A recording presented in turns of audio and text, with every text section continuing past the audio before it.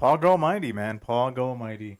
I think I have this setup ready to go right now. How you doing, Tribute? Um, we took some footage. Put this over here really quick.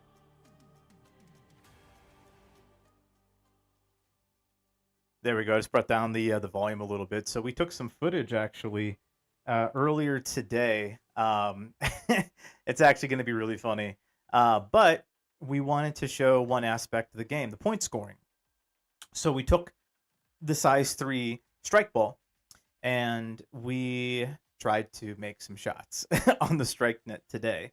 And that's the footage that I'm going to be showing today is the general length of like how far shots can go and like, just to see if we can make some Pog Almighty shots with the strike ball going into the strike net. So you know, some fun stuff. I'm going to show some videos of that and obviously we'll talk a little bit about some of the things that we're working on, some of the things that are being developed currently, and if anyone has any ideas as to the first map that they want to make for the first Strike League event. We're still putting together how the inside of that map's going to look, so it's going to be really fun. I'm actually having a good time actually doing all of this. It's fun. Like after a after a day of like doing your normal like 9 to 5, working on this is phenomenal. Like I can't wait till we get inside that indoor sports arena.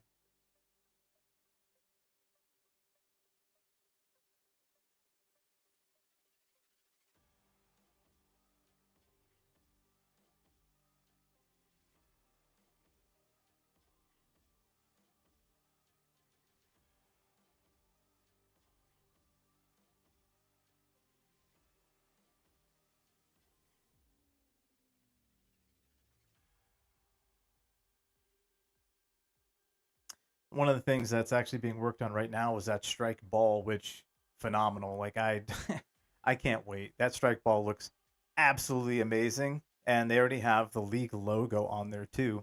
Um, and man, I can't wait to get into a little bit about what I had done today when I was actually looking around for the different things for the Strike League and some of the people that I was interacting with. Um, they they loved the idea, and I didn't have anything to give them. I didn't have any business cards. I didn't have any brochures, which is exactly what we're going to be doing here locally, and that's what's going to drive so many people in because I haven't had anyone say, "Listen, this sounds confusing." I literally tell them just the basics of the game, and they just said, "Yeah, it sounds fun. It's something I would definitely play with my friends, and let me know when you start it up." So I know that like probably like in 2 months when we start actually rolling out like a lot of the physical type of advertisements that just locally around here, it's going to be awesome.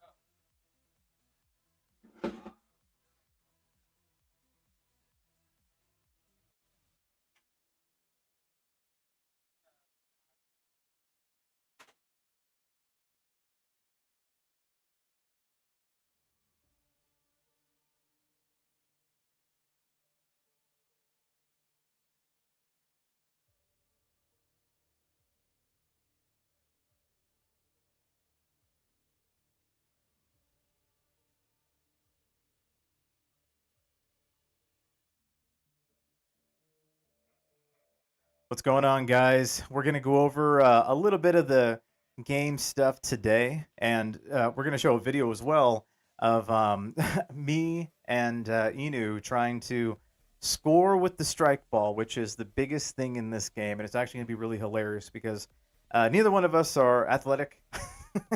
So, but I wanted to show this graphic here because this graphic is the official strike net. So, the one you're going to see in the video is a practice version of this, and it has all three circles in it, but the circles alone have numbers. So the one on the far left and the one on the far right, they are 1 point. The middle circle is 3 points. The point is to toss the strike ball in the center. Get 3 points. You know, you can get 2 points on the corners, but really you want to aim for that 3. And if you mess up on the 3, you could miss the shot with the strike ball or get like 1 point. So, you know, you might get something out of it. You may get nothing out of it. But remember, when you have the strike ball in hand, if your team has it and you go to try to shoot that goal, you only get one shot. One shot.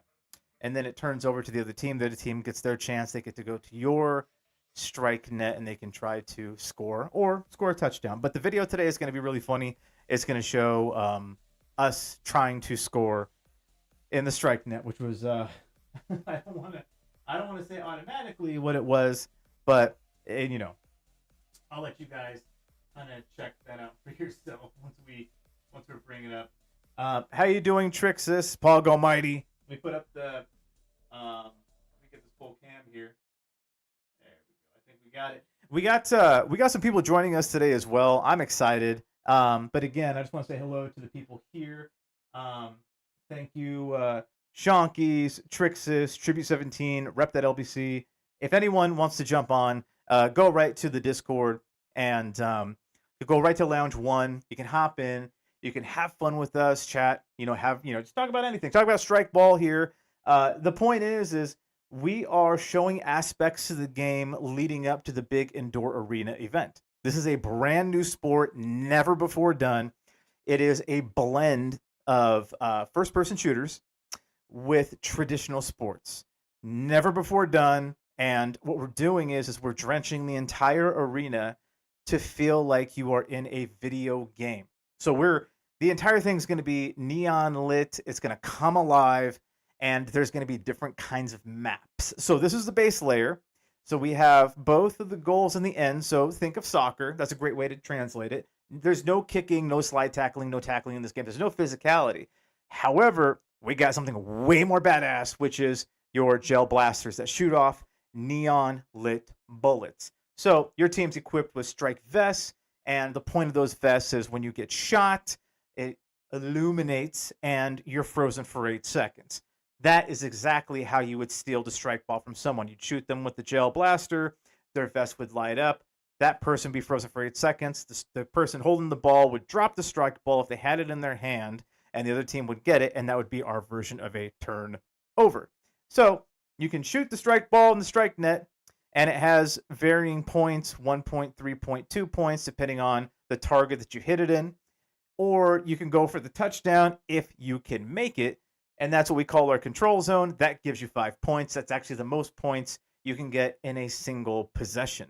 So running it over there, probably the best idea, but it is going to be very hard because you got to get past all this gunfire. So you're probably better off getting to this side of the map and then trying your luck, YOLOing your shot with the strike ball in the center, which is 3 points. So if you're a good shot with the gun to freeze opponents, and if you're a good shot with the strike ball to gain points for your team, you'll do well. You'll do well. All right. So I'm going to introduce everyone that jumped into the Discord. Again, go to Lounge 1. If you don't have access to the Discord, go to, it should be in the chat bot, but if not, go to the Neon Strike League Discord. Neon Strike League website, which is this over here. Boom, this is it. So you go here, and you would go on top. So the top right's going to have all of our social stuff, and we like to post all the development on there leading to the big indoor arena event here in Nashville. It's going to be an actual thing, actually broadcasted, commentary team, amazing production team, and the film crew is going to make you feel like you're in there. Like it's going to be all point of view based. So like how you would watch, like let's say your favorite esport, right? Your favorite player point of view, you get all of that with this. It is a brand new sport, new style of production, and the entire map has never been done before. I challenge anyone in paintball, airsoft, laser tag to remotely try this. It is super fun, but the way we're going to do this on the Neon Strike League Day, which is our League 4 Strike Ball, will be unmatched. Unmatched. So, and it will be replicated. I guarantee you, other people are going to try this, but the day that we do it, you are going to love it. I guarantee it. So, the Discord is on the top right on the website here. And if you go there, if you go to Lounge One, you can hop in there. I'll drag you in, introduce yourself, and then just chat with us, have fun, talk strike ball, or talk anything involving what a sport like this should encompass. What would it take to draw you in, right? Or if you have questions based around like how we're doing all this, open to everything. But before we get into the call here with this amazing group of people that have jumped on right now, I want to show you the hilarity that was today. Again, every Saturday we're showing you bits and pieces of the game so you can practice at home or get a great idea concept as to what we're going for. So me and Inu, we picked up a net. The net has 3 circles in it, perfect for strike ball. Because remember, we have this over here.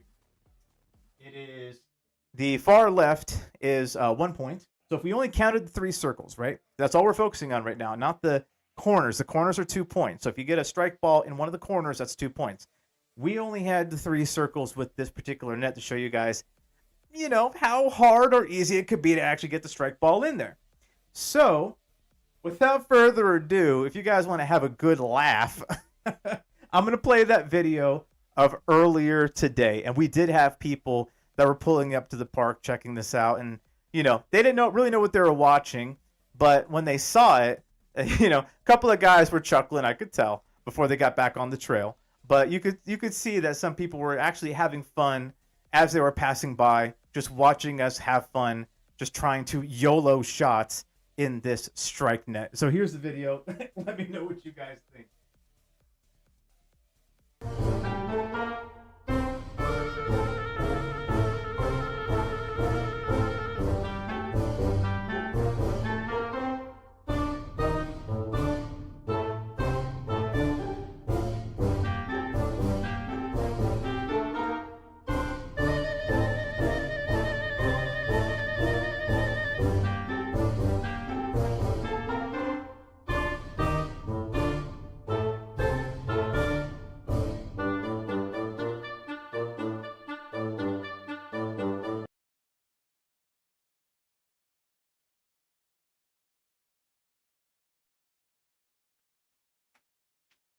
So that was it. And right now, what I'd like to do is I'd like to bring on some of the people in the Discord right now. And let's see.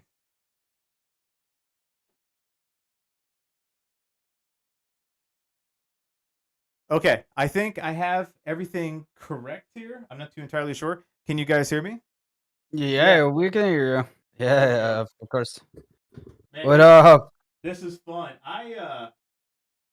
Put that right there. I haven't been on a Discord call with you guys on a stream in forever. Shonky, it's been a long time. Rep that LBC, even Tribute. I Tribute legitimately before last week. I think I could actually count on my hands how many times we actually were on a stream talking. Yeah, that's right. It's been a long time, but yeah, it's I can count on one hand like how much I've been on your streams, but it's so late on my time zone. So I'm living in Norway, so it's so late now. It's like maybe almost 4 p.m. But since we are going back in time, so it's 3 p.m. But it's like a.m. I mean, sorry. I was gonna say because like, it's super late over there. Shonky, you're in Norway, right? yeah. I'm from Norway. Yeah. Yeah, so like kudos and thank you again for jumping on this thing, man. Like No problem. 3 a.m., 4 a.m. And you're probably thinking right now, like, what the hell is this? This is like Yeah, different versus like what you were doing before. yeah. It's like, what did Saga ask me to go on? And what is this? And yeah, it's like, but I like the challenge, and so I think like, and it's Saga, and so I said, yeah, fuck yeah, I'm home, so I could join and talk about what the thing is, and just see. And as I see now, this is looking good, and maybe I'm supposed to get my passport to USA. Oh, dude. Ah, shit. Brother, I'll tell you right now, like, what this is, it just, the best way to describe it is picture a first person shooter game with a blend of basketball and soccer and football. So, like, the gun in your hand, the gel blaster, is what you use to stop the other team and to get our version of the ball, which is a strike ball. And all you got to do is just take that strike ball and you got to score it in the strike net or run for a touchdown. And that's the biggest thing with this game is like we call it strike ball because it involves the guns, which we call striking, right? So you're shooting the other team, and if you shoot someone, then they're frozen for 8 seconds, which means they're not doing anything. They're frozen for 8 seconds. And if they have the strike ball in hand, they got to drop it. That's how you would get the turnover. So you got to be good with a gun. And then when you get that strike ball in your hand, your goal is to run it over here and get a touchdown, where we call that the control zone. That's just a touchdown if you really want to call it that. Or you take the ball and you score it in this strike net. So like so the holes have like their own points. So that's what we call it. That's what we call it, strike ball. But the league that we're forming is called the Neon Strike League, and we call it Neon because this entire map is going to come to life. Think of Cyberpunk. That's exactly what we're going to do. So Yeah. it is going But to it, come alive. yeah.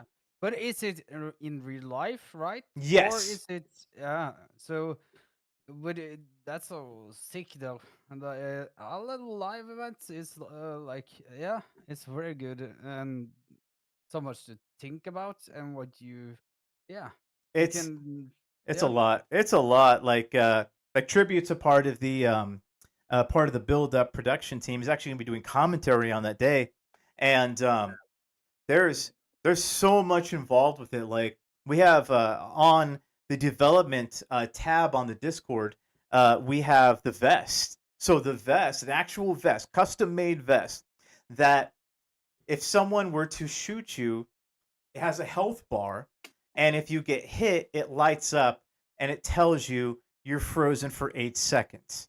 So there's no honor system, right? Honor system's like you get shot with that gun, you just got to be, you have to honor it and say, yeah, I'm frozen for 8 seconds. We didn't want to do that because we were like, wait a second, we're trying to do like a pro league. You know what I'm saying? Like Yeah. we want this to be pro, but we got to make it like feel very futuristic. So we got an actual vest custom made that does all this. So it's like now, it's true pros, right? But you got to hit the actual vest. We don't have anything for the head or the legs. We look at it like if you can get accurate with that strike gun and you can shoot them in the chest in any one of those sensor panels, you've earned it. So it's Saga, super badass. are you gonna have any like referees like overseeing all that stuff or? Yep. Hey, welcome, Father Tech. Yes, we will. They're called Strike League judges. So Oh. we're gonna have two. We're gonna have one. We're gonna have both on the opposite sides of the field. Now, their job is just to like maintain kind of like the order, right? So, like, let's say for instance, one of the vests lights up because they get shot by the other team. But let's say that person keeps moving, that would be a penalty.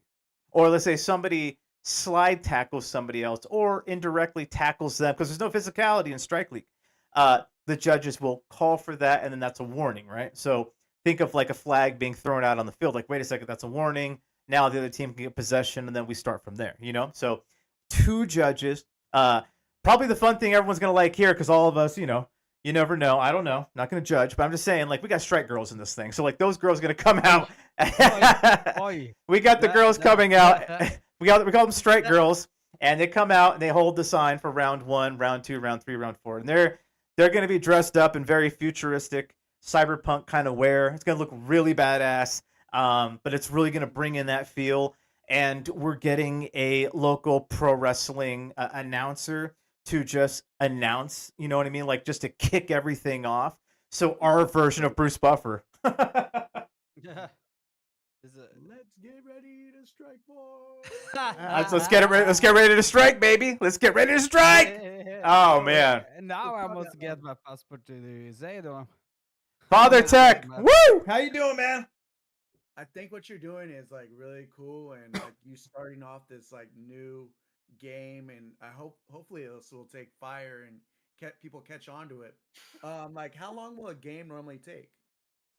So it's 4 rounds at 6 minutes apiece. So 6, 12, 8, 12, so 24 minutes. But the thing is there's like 1 minute breaks, right? So at the end of the first round, there's a 1 minute break. And if there's coaches on either side, coaches can call for timeouts. The timeouts are 30 seconds long. So each coach gets 3 in the entire game.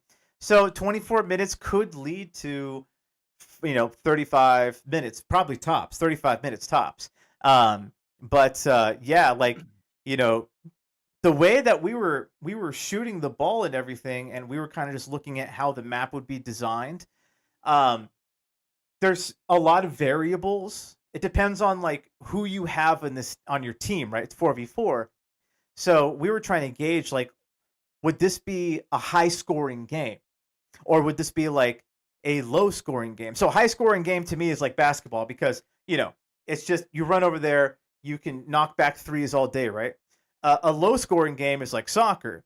I would also say football is in my opinion, it shows high scoring, but think of it this way. To me, it's a low scoring game because it takes a while to get to that touchdown. Sure, that touchdown and that field goal, it gives you good points. But if you actually gauged how many times someone would run to the touchdown throughout an entire game or made that field goal, if you lowered the points, there wouldn't be that much.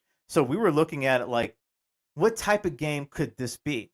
And the answer is, we don't know, because it's like, we're going to have this over here, this map, the inside of the map's going to have inflatables, right? And that's where the map's going to be completely custom. They're LED lit inflatables, so they'll match whatever the map feel is going to be. So if you want to call this thing Inferno, then we would have the inflatables be like a fire type yellow-orange tint, and then we're going to have lights on either side of the map shooting across the floor, and that'll kind of give off the impression of fire. And that's how we're also going to do these nets. So the nets will also match the feel of the entire map. So it's super badass, and I bring that up because, like, even though you have a gun in hand and you're running and you're hiding behind shit, you got 45 seconds to shoot that ball once you have possession, or score our version of the touchdown to get 5 points. So it's like a high pressure situation. I envision a lot of people testing out their speed strengths, trying to run through here as fast as they can. Just realize the guns, they're fast. Like, these things aren't like, little pea shooter, like, slow. No, these are like the blasters that are being custom made for us are made by a company that specializes in it and is well known in Queensland, Australia, by the way. These guys make the guns over there, and in Queensland, Australia, Gelsoft is huge, absolutely big. So like, we have them. They're actually a partner of this, and they're actually on the Discord. They're called Gel AK. So you gotta, like, if you have someone who's supremely athletic on your team but isn't the best shot with the gun, perfect. You can have him be your runner, and he can take the strike ball and try to run down for 5 points. Because if you run into that control zone, that's a touchdown. That's 5 points. You might have someone who has played a lot of airsoft, paintball, and laser tag, and you're like, yo, I'm not the best shot with shooting the ball, and I'm not the fastest guy, but I damn sure can hit some shots. Cool. Have him be your gunner. Like, everyone's going to have guns, but maybe he's like the better one of, right? He don't got to be fast or anything like that. He just needs to know how to bob and weave through here to get his shots off, because if you shoot someone they're frozen for 8 seconds. 8 seconds is a fucking lifetime in this game. It's crazy. You may have someone who's played a shit ton of like just first person shooter games. They might be an amazing strat caller for this. You know what I'm saying? Like an amazing strat caller or a coach. So you would implement them onto your strategies, and that person would write out your strategies to get over here. Or you got someone who's great at basketball. They have the strike ball. Look at this shit. You got 3 holes for the net, and you got 2 corners. They can just They could be the Golden State Warriors of strike ball. We're just YOLOing shots from here to the 3, just knocking back points over and over and over again. So when I say that this is a blend of like all the best part of the sports matched with first person shooters, matched with the feel of online gaming, you better believe it, baby, because we went all out with this, and it is everything to the T is custom made. That's why this could only ever be done in an indoor arena. We looked at some fields on the outside, but the way I was looking at it is we need the sounds to be correct for this. We need it in an area where it's not going to be drowned out. Sure, doing it outside, it would still look really badass. We would probably get really good drone footage too. But man, when we do that indoor arena, especially with all the tech camera work that we're gonna be doing, the commentary table, it is the post strike interview area, like what the UFC does with their post fight interviews. We're gonna do post strike where the local radio station will be there because this is something completely different. So they've said that they would come on by, and anyone else who does like local like write up stuff, they're gonna come on by just to give this a one time like, hey, I'll check it out and maybe ask some questions as to what the hell I was just looking at. They're interested too. So I'm excited for this, and I'm 1000% excited to have you guys be a part of whatever we're doing. Because right now we're still designing the first map. This is the base map here, but everything inside, that's where it changes, and that's where like I want people to give me ideas as to like, yo, so this is how you should design it. Just think LED lit inflatables, and what color should this map be? And we're gonna have loudspeakers on each side of this map, so it'll play the sounds that you require it to play to give off the feel of what map you would like to create for the Strike League. And that's what we're doing. So excited about that. Can I get like a person like Dusty and just on my team and just pick him up and use him as like a meat shield? Well, you can't pick up anyone. But I feel like Dusty would be badass at this. How you doing, Best Beer Man? Pog Almighty. Hello, Freak Show Drew. What's up, Inu? Inu, I just got through playing us taking shots at the net with the strike ball, and we made a couple of shots, right? Like, we're not saying, yeah, this is what the pros look like, because we're the furthest thing from. But we just wanted to show you, like, the different kinds of ways that you can score the strike ball in the strike net, or epically fail, whatever comes first, right? But what's up, Legend Steven Tyler? How you doing, Al? This is fun. Great to see you all. New style is set up too. I've never done it this way before. I could make a joke about Al and not making it in the hole, but I'll leave that alone. Let's see what else we got. But how you doing, Lexicon? Which is actually funny too, because Lexicon has always been a sports guy. Like I've known him for quite a while, and he did a show on his stream in reference to just sports, right? That's what he talked about the most. So I know you're not big into first-person shooters or really gaming, Lexicon, but I think this is a kind of game that you would actually enjoy because it does have elements of the sports that you naturally would watch and enjoy. It just has the element of shooting to steal the ball. That's the difference, though. But so I want to throw it back to you guys. So I don't know how much of our streams every Saturday you guys have been able to tune into. There's a lot of new things that are happening with this most recently, right? Because we didn't have all the concept of this down, I would say, a month ago, right, Tribute? I think it was about a month ago we didn't have the full concept down. But I think within the past 2 weeks, a lot has been developed to where like we actually have a fully functional game at this moment. Yeah. But a month ago we were still in the grapple mode. Yeah, we were believe it or not, guys, we were gonna implement grappling into this. This was a whole other game. This was gonna be a whole other game. There was gonna be like an element of mixed martial arts into this thing.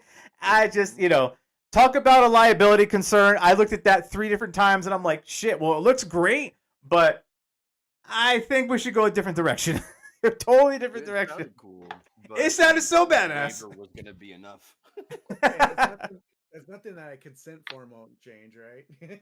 Oh man, like it was just crazy because I don't know, I a while ago I wanted to do like a cyberpunk MMA event. That was like the whole thing at first, right? I was like, okay, cool.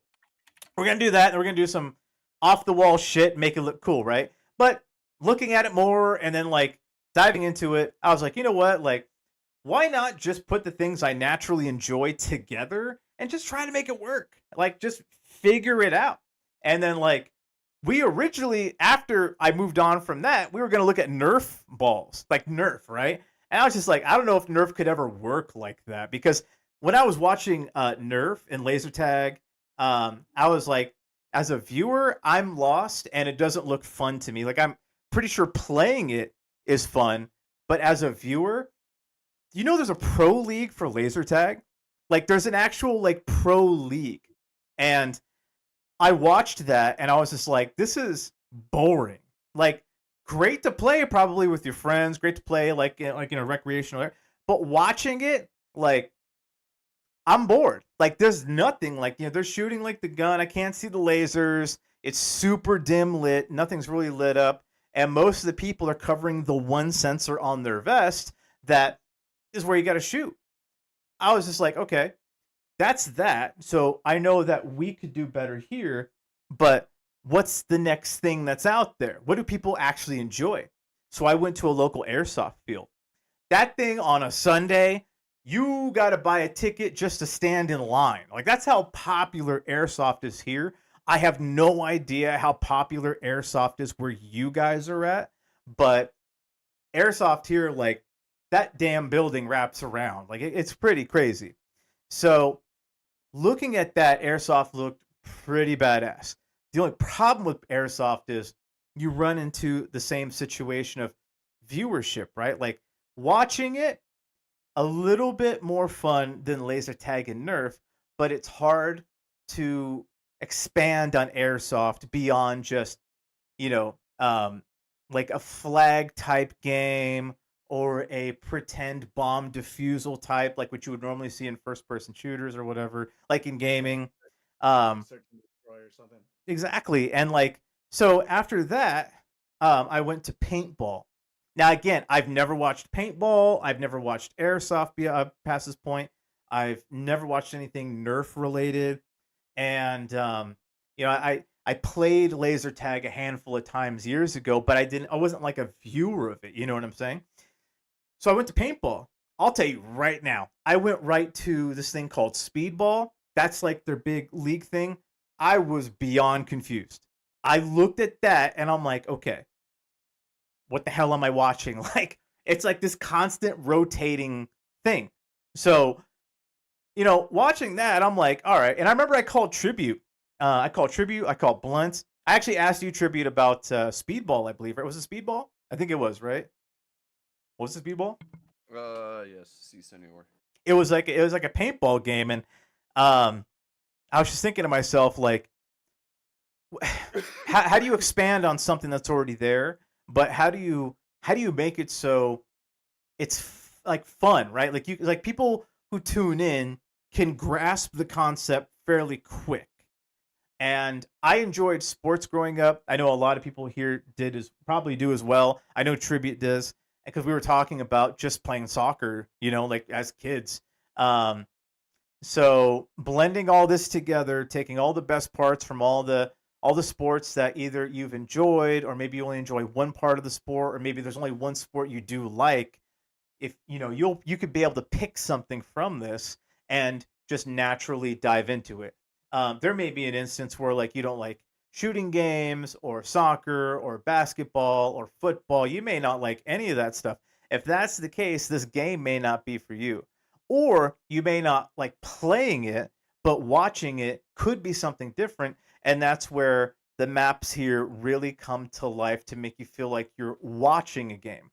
Because I'm pretty sure a lot of us have seen some esports gaming stuff, right? Like pro league stuff. Yeah. Absolutely.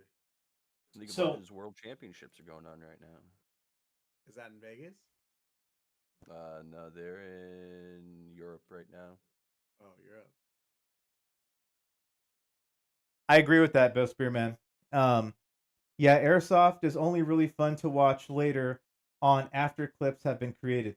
I agree. Um, and that was what kind of so I found out that there's a lot of YouTube videos that have there's a million clips out there, right?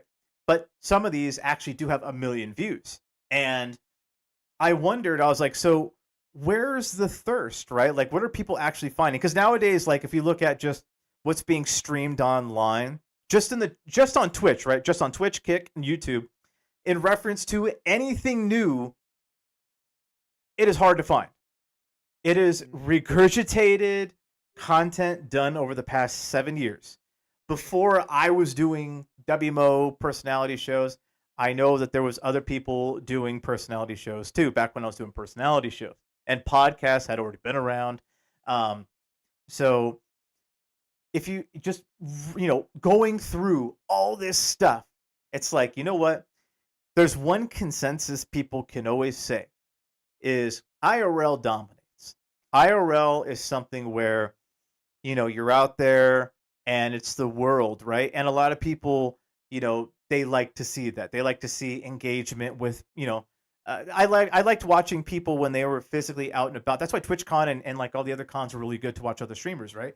But like what I did like, I didn't watch any of the Mr. Beast stuff because I always thought that there was something weird going on with all that stuff. I don't like overly produced stuff where it's like you think there could be an element of fake. I always liked real, and that's why when I was doing the personality shows, I left it to skill based off of like whatever I could give them for attributes. I know for a fact the Austin on TV whatever show was totally scripted and fake. That's their gig. Have fun. Great job. Why? I wanted it raw and real, baby. Like every other guy on this planet wanted it raw and real. Like that was the whole thing. So like, so with this, like, hey, it's brand spanking new. It's all IRL. It does have the skill aspect to it, but there's varying levels of skill that you can bring to the table. So someone who's a couch potato but loves gaming could still play this. You don't have to be the most physically fit. You don't have to be any of the normal physicality attributes that the sports that are actually blended with this would require. All you have to be is just someone who enjoys the game, and you'll probably fall into a category where you could be good at this game. That's what I liked so much about with this. So like for instance, right? The video I showed, right? I suck at like throwing that strike ball. I got one shot, right? One of those holes I made it in, right? So that was it. But like I know for a fact that anyone else playing this game probably is gonna be really good at like knocking back shots. So just to put that out there. But just to show you guys, this is the type of gel blaster. One concept idea. This was the very first concept idea that we had come up with. Now it's evolved into a different gel blaster, but it'll look relatively the same. Now, the size of the ball is a size 3 ball. So it's a decent size, enough to carry, but the guns are going to have straps. So it'll be a lot easier to carry around that gun and carry around the ball as well. But I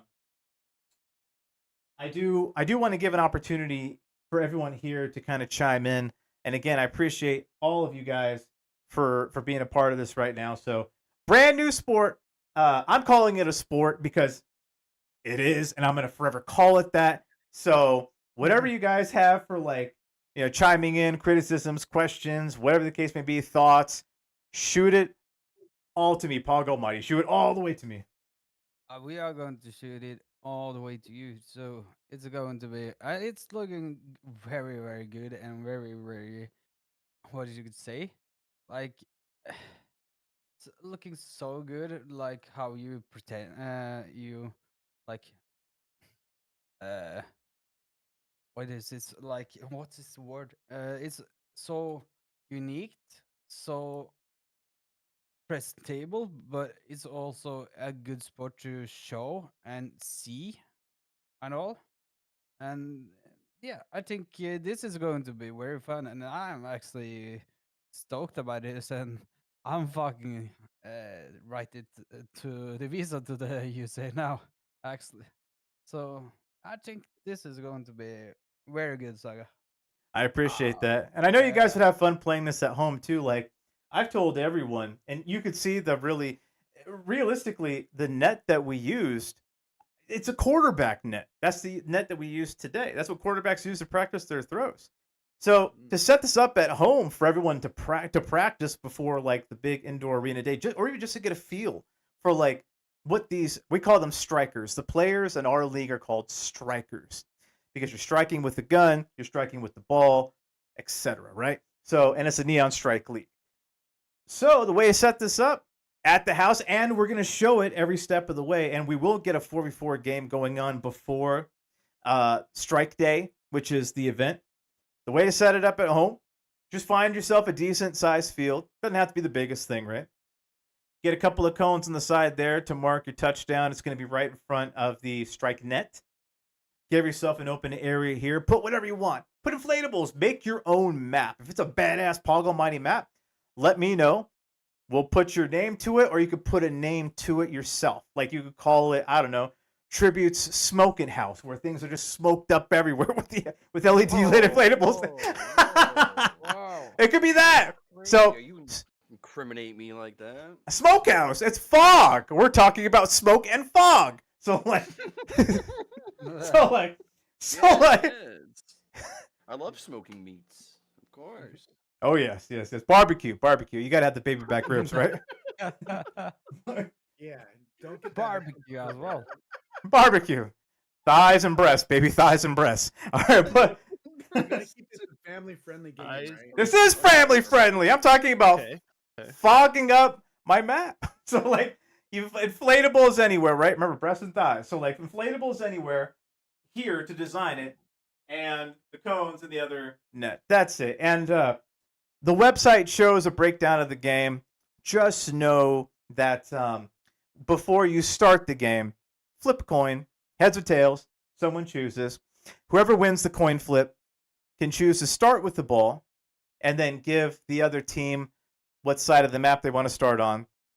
And that's it. And the way to start is after everything's been chosen, you would take the ball to your side of the field and you would pass it to your teammate. And then that's when you guys would start. When you cross the center line, that's when you can shoot the strike ball, and that's when you can shoot the other team, and that's when the other team can shoot you. One thing I didn't bring up, and I know I've been asked this before, what happens when you run out of bullets, right? Because it's not infinite. You're going to run out of bullets at some point. So, just like in team sports, you have, you know, your spawns on this side, and the other team has their spawn on the opposite side. You can reload at any time. You can't shoot from spawn into the field. Here's the thing. This is why it matters so much. So the game doesn't stop because you're running to reload. The game's constantly going. So imagine this. Imagine the final 20 seconds of the game, right? You've been YOLOing shots from your strike gun the entire time. You now are running over here to reload. During that time, you've left your team down 4v3. You have now just given an edge to the other team because it is 4v3 in the last 20 seconds of the game, and maybe the score is ultra dumb close. So now they have scored during the time that you've been reloading for that 20 seconds. So now you probably have lost it for your team. That's why being precise with your shots and conserving the ammo is a part of the game. There's no economy. We're not doing money to buy different guns, money for reloading this, that, and the other. But you got to manage your bullet economy. and you can't have extra bullets on you. You have to run to spawn to reload. And those guns, they can hold a little bit. But you're going to notice as how fast this game pace is, you will end up having to reload. But you're going to have to manage those bullets really well. So that's what really matters is there's different levels to the game. Very easy to understand once you start playing it, but it's like okay, so now there's a level of strategy with this. And we are playing with new types of guns after the first strike day. Like we're looking at grenade launchers, and Tribute knows this one too because the guy that's helping build a part of these guns posted a grenade launcher in the chat. So if you want to go check that out, if you haven't already seen it, Tribute, go check that out. DJ Defile, what's up? I have seen it. I've witnessed. Saga, I wanted to say this sounds really cool, really fun. It sounds like a good way of getting like your buddies together and going to do like you're like in a beginning stage and this sounds like something that can just like expand and like catch wildfire. But yeah, man, this sounds really cool and just go out with the buddies and have a good time, and just sounds like something I'd be interested in doing for sure. It's gonna be fun. And Drew brought up a valid point too. Oh, sorry, go ahead. Nowadays, like there's not a whole lot of stuff to do. You know what I mean? Like there's just everything like it just gets boring, and but the essence, like the thing that you're bringing is like something brand new, and it seems really cool. Brother, it's gonna be fun. I'm kind of excited to see where this will end. You know what I mean? Like what will become of this? Oh, we're looking at like some big things because one of the major things we're looking to disrupt is everything I was mentioning. Like, because there's nothing like this. And it's funny too because I believe it was DJ Defile. DJ Defile sent me it was a video, and there was a game that was the pinball version of this. Pinball version. It looked badass. It was a pinball version. But it reminded me like that there's levels to the game like that have never been tapped into. So I've already been asked by one other community. They're actually in the Discord. They're part of the Rec Room community, and they asked me if we're doing a Rec Room version of this. Again, I know nothing about Rec Room. I posted it there because I know it's like one of those building games. And I was like thinking to myself, well, if someone could make an adaptation with their version of this into, let's say, something that's like a building game, then that would be super badass. I just have to show them the way. So that's something that I know for a fact that they're going to want to jump into. My ultimate goal is to just make this into a sport where there's franchise teams, and then we could start maneuvering it into a online gaming type version, and then like have one big massive day where you have the physical aspect of the game, and then on the opposite side of the indoor arena is the esport version, and then the winner of the esport version have their trophy, and then the winner of the physical version will have their trophy, and then we could do like a really funny one-off thing where the people that won the physical aspect of the game can play against the players that won the esport version of it, right? And they can either do it by playing the computer version and then playing the physical version, where you get to see like how well the esport team is doing versus the physical team, and then vice versa. So like, they get to challenge each other on each other's games just to see how it goes, and that'd actually be really funny. So okay, so let me go and read Drew's really quick. Drew brought up a good point, and I want to read this off because this was one of the things I thought about too. But when you're playing it, it becomes a lot easier. Here's why. But I'm going to read this off. Very valid point. The blaster just adds unnecessary complications you have to try and make work arounds for it. If the point is to use this ball, why even have the guns at all? I don't know. Just seems very convoluted to me. How are you going to manipulate a blaster and a ball at the same time? The strap. So that's one thing I was thinking of, because even though this is super light and can be controlled with one hand, and you could essentially do it like this the entire time. Doesn't have any recoil. It's automatic electric. But I was also thinking the same thing, because as we're moving around, it could still be a problem. Even if we changed that into just a pistol, could still, it's a little bit easier, whatever. but it could still cause some issues, right? That's why the bigger guns here have straps. So it'll have a strap. So like imagine like having it in a strap, right?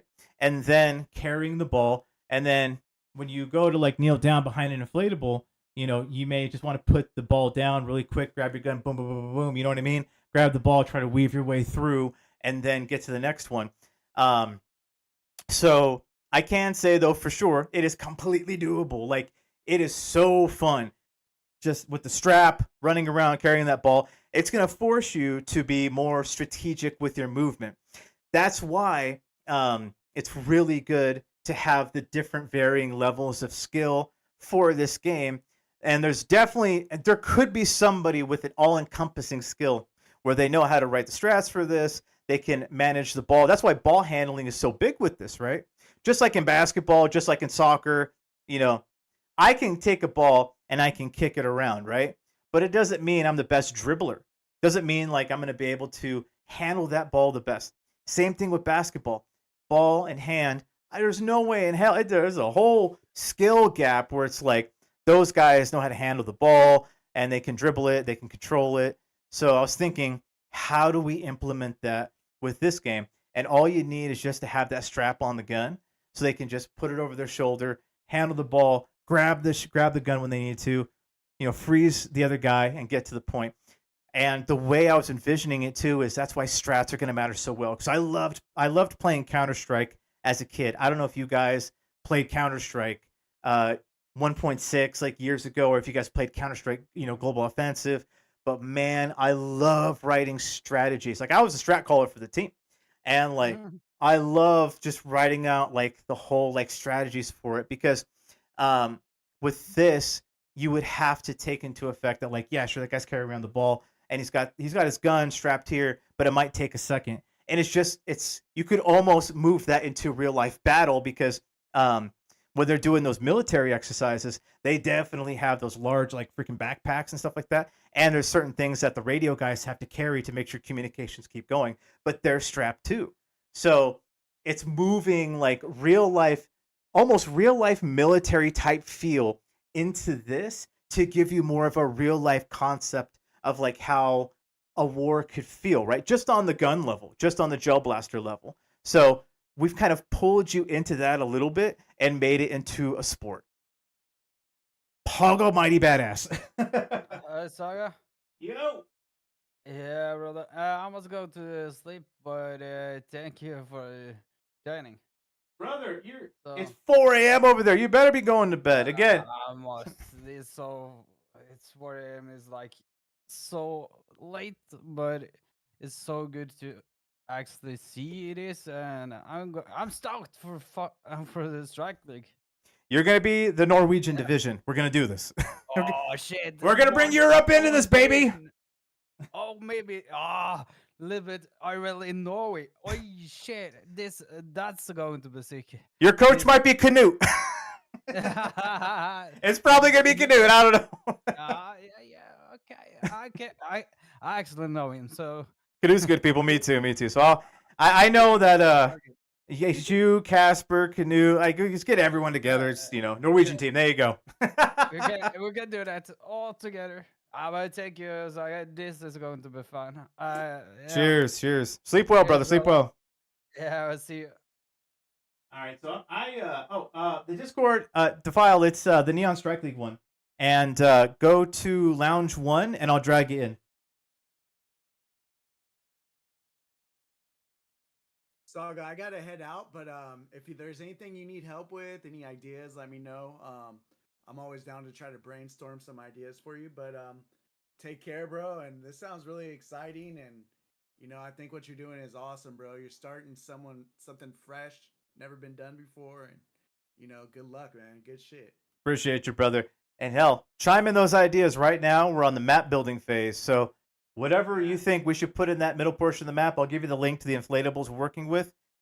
We'll call it We'll call it LBC. If you make one, we'll call it LBC. We'll make it Long Beach City all day. So the War of Long Beach City. We'll throw the Queen Mary in there and Snoop Dogg and the Grand. That would be badass. All right, brother. Have a good night. Have a good night. DJ Defile, Father Tech, and Tribute 17. Guys, what do you guys think so far? Like, what's your breakdown of this? Like, what are you guys thinking? I think this idea sucks. Damn. Damn. So far, I'm just disappointed we can't bring our own guns. The time nobody would survive if Father already- Tech did. I'm already like playing it in my mind. That's basically what I've been doing. I don't know why this may like sound weird, but I'm already like creating strategies in my mind, and I haven't even been on the field yet. That's what I've been doing. Like when I've been thinking of different ideas for this, is like we could have different positions, different locations, different start areas. Like the possibilities are They're literally endless. endless. They're endless. Oh, Yeah. Freak I Show think it's Drew. gonna be fun. Freak Show Drew's got another question. I love these. Like, these are phenomenal. So what is stopping the one person who has the ball from just hiding and covered and just devoting to airsoft battle until it's safe to move? So You're when already putting your team at a disadvantage. so when you have the strike ball in hand, just like in basketball, you got a 45-second shot clock.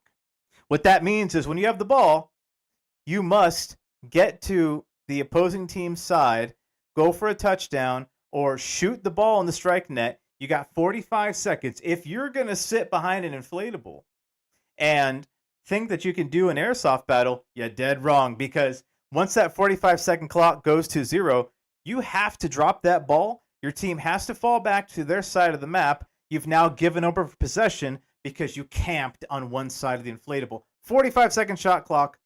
You got to get it in there. Got it. It's a 45-second shot clock. How long are the games? Each round is 6 minutes. And you couldn't camp on your side of the map. You couldn't say, yeah, I'm just going to stay here for like 20 seconds.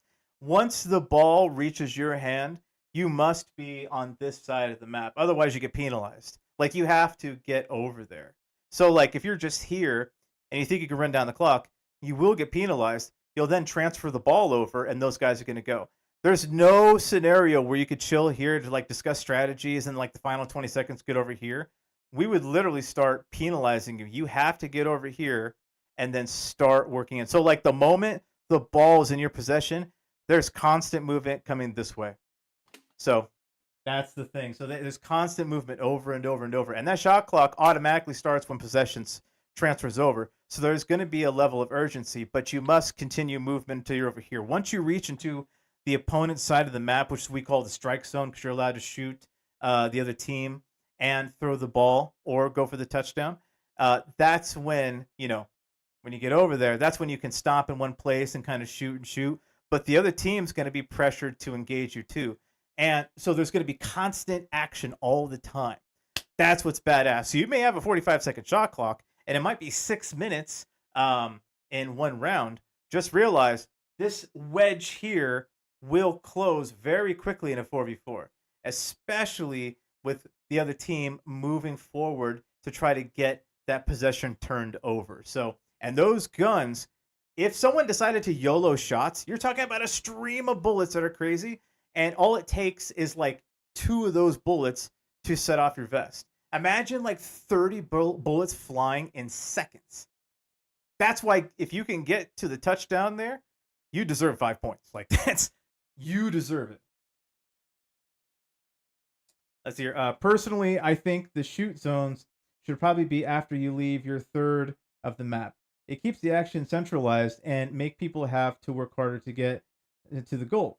Let's see, your first third. Okay.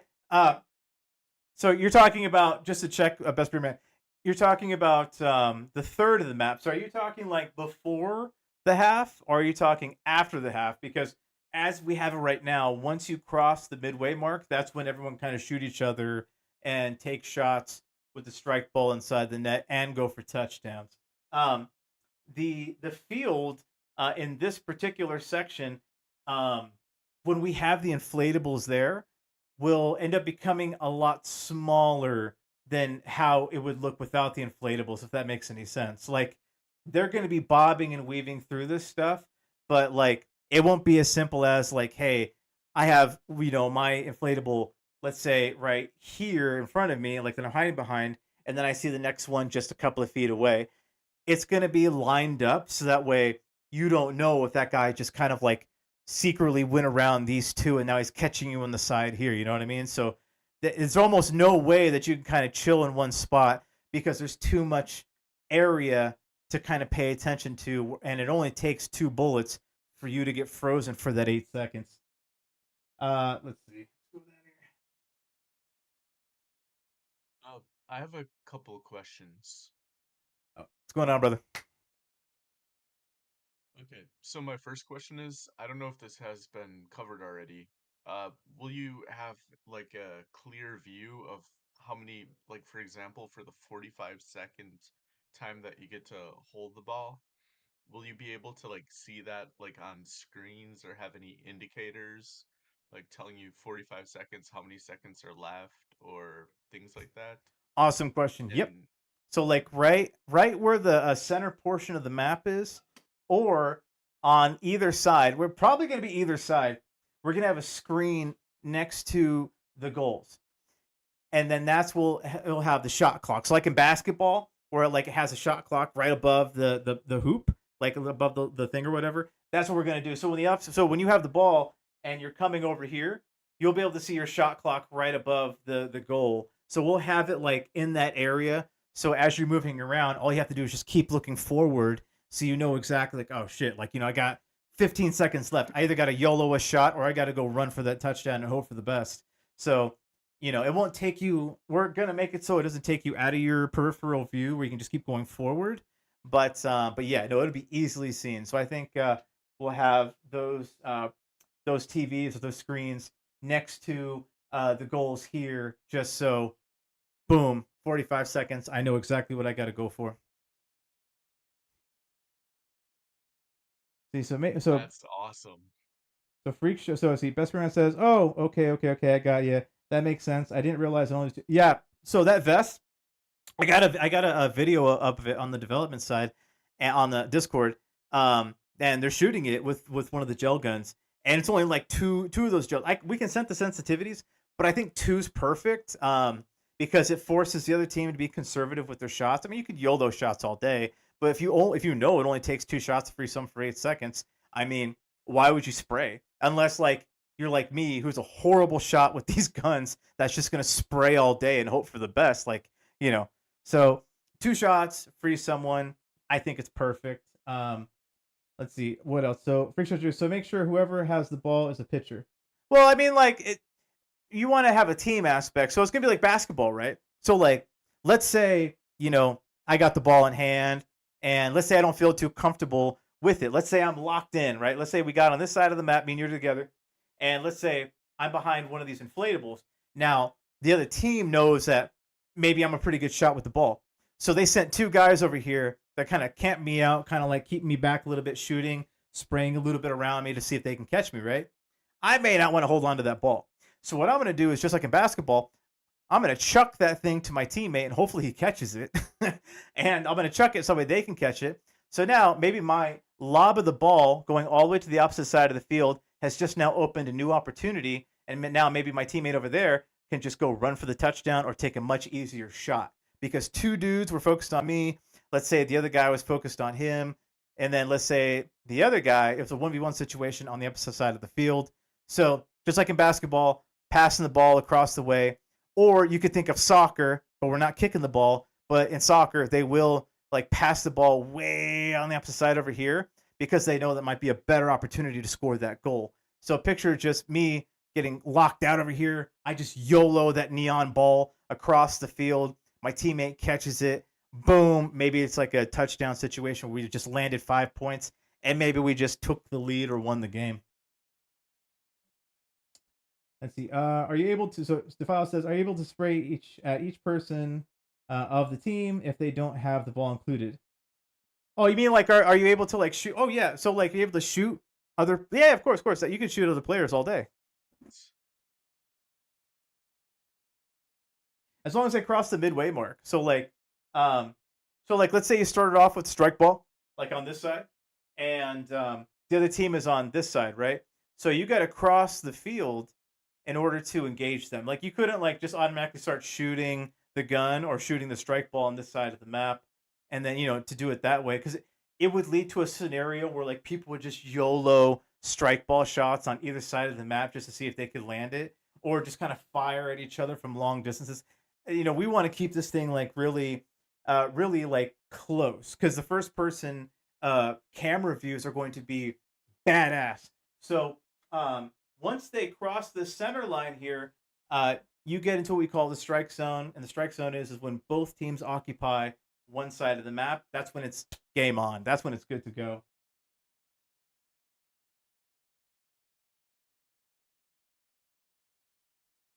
So my question is, Tech, when are you going to get down on this? When are you going to play?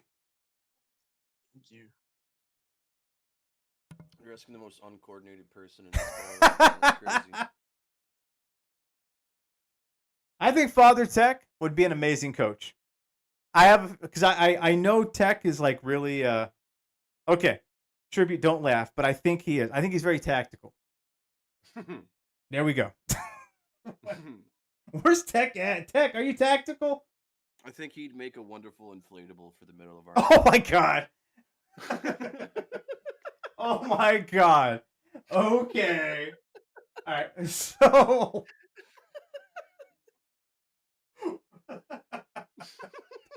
is Tech asleep right now? He might be. Wonderful inflatable.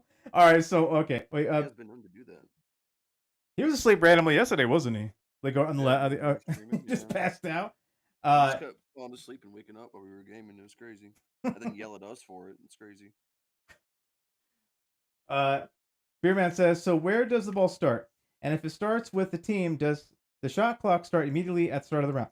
Okay, so after the coin toss or when possession turns over, the way the ball starts is similar to basketball. That you have the ball and you have that guy on the opposite side of the field, right? They just pass the ball to one of their teammates here, and then that's when you work your way. The moment that you pass the ball to your teammate, that's when the 45-second shot clock starts. So similar to basketball, like let's say Best Beerman, you scored a point on me. I'd have to grab the ball. I'd have to go outside the field. I'd have to pass it to my teammate inside the field, and then that's when we would then move into your side of the field to start striking and start shooting and stuff like that. But the 45-second shot clock immediately starts once the ball changes hands and is constant on the field. So like even if like let's say I shot you, you froze for 8 seconds, and I grabbed the ball, that would start the 45-second shot clock, and I should probably try to run and either shoot the ball or get a touchdown, because even though you're on my side of the field, you're still frozen for 8 seconds. So you'd have to remain there. So your team would be down 3 players to 4 players. But what makes it fun is there's only 7 seconds of 3v4 time. So when my team comes on this side, they better have a counter strategy in place, so that way they can knock out the remaining 3 and then have easy access to get a touchdown or score a point, because you're frozen for 8 seconds, right? So when you unfreeze, naturally, when you come to your side of the field, you may have an edge on getting their 6. You know what I mean? You could actually get from behind them. So the counter strategy would be really quick. So I can imagine just like in first-person shooters, rushes, right? So like you spawn and you're like, yo, let's rush bomb side A. You have a rush strategy, right? So there might actually be a counter strategy too for like, hey, listen, if we failed on the rush, then we can fall back and go here. Similar to this, if someone gets locked out on that side of the map, there should be like a counter attack strategy in place if you have 4 or 3 players remaining to try to get over here and just take full advantage. I can definitely see a lot of coaches and like a lot of players thinking of good counterattack strategies during that minimal amount of time to take the most amount of advantage. That'd be super badass. Let's see. Yeah, whatever controlling team wins the coin toss with how small the ball is passing it or exchanging would be very unlikely. Recovering as well. Giving each person on the active team a ball would focus. So we want to keep it on the one ball because just like in basketball, just like in soccer, it's like you have that one strike ball. So the goal is like if I'm on that side of the map and you have control of the ball, then I'm going to have great communication with my team on this side of the map to figure out who on your team has the ball, right? Because the ball is going to be neon lit. So when you guys cross over here, then maybe I need to have a strategy in place where my team finds out who has the neon ball, and then we'll do like maybe a strategy here. We have like maybe 2 players occupy a certain inflatable to catch different ends of it, and then we have another person here, another person there to kind of cut you off. So really badass stuff. It's just like a different level of like strategy. It's like bombs. It's like bombs in bomb sight, right? So like when you're playing like a first person shooter game and that guy's carrying the bomb, then you're going to want to figure out who's the bomb carrier. Just like in Counter-Strike, you're going to find out who's the bomb carrier. So you're probably going to have like different kinds of like strategies to be able to find out who that bomb carrier is. So that way, when you find out who that person is, you can absolutely dominate that section of the map or whatever, and you'll be able to take control of like that bomb. So like in Counter-Strike, just like you guys play like Counter-Strike Dust 2, right? Counter-Strike Go? Yes. Oh man. So like if you guys did play like Counter-Strike Go or CS2, I'm pretty sure Dust 2 is still around. So you have like on CT side, Counter-Terror side, you have the person like middle double door kind of checking up, then you have like some people on catwalk or whatever. If you guys were able to find out if the bomb was going cat, you would have a strategy in place to lock out cat and then take control of the bomb essentially. So that's the concept with this. It's like who's carrying that ball and how do we lock them out? So that's where the strategy of like where do you place your players? Where does the rotation happen if it doesn't fall according to plan? That's what's going to make players who really enjoy like let's say first person shooters, could be stuff like Valorant too, who are like constantly quick on their heels with rotating players and hitting parts of the map, that they'll look at this and say, I can really relate this to those types of games, and I can bring that type of like quick rotating knowledge to it. That's what's going to make it super badass, because let's just say players that are naturally good at like basketball, football, or even soccer or whatever, they're going to come in with a completely different mindset than like the airsoft players, paintball players, and like laser tag. So someone who's looking at it from a gaming perspective, first person shooter, technically speaking, they have like almost the cheat code to this game, because they're going to be able to place players perfectly to where it would lock out certain things that would naturally work in their regular video game. That's what's going to make it super badass. So I'm excited to see like what happens with that. Best Beer Man. So, but that's coming back to what Saga said in respect for it being a low scoring game. That's I think it will be, because the way I was looking at it is there's going to be a lot of back and forth, right?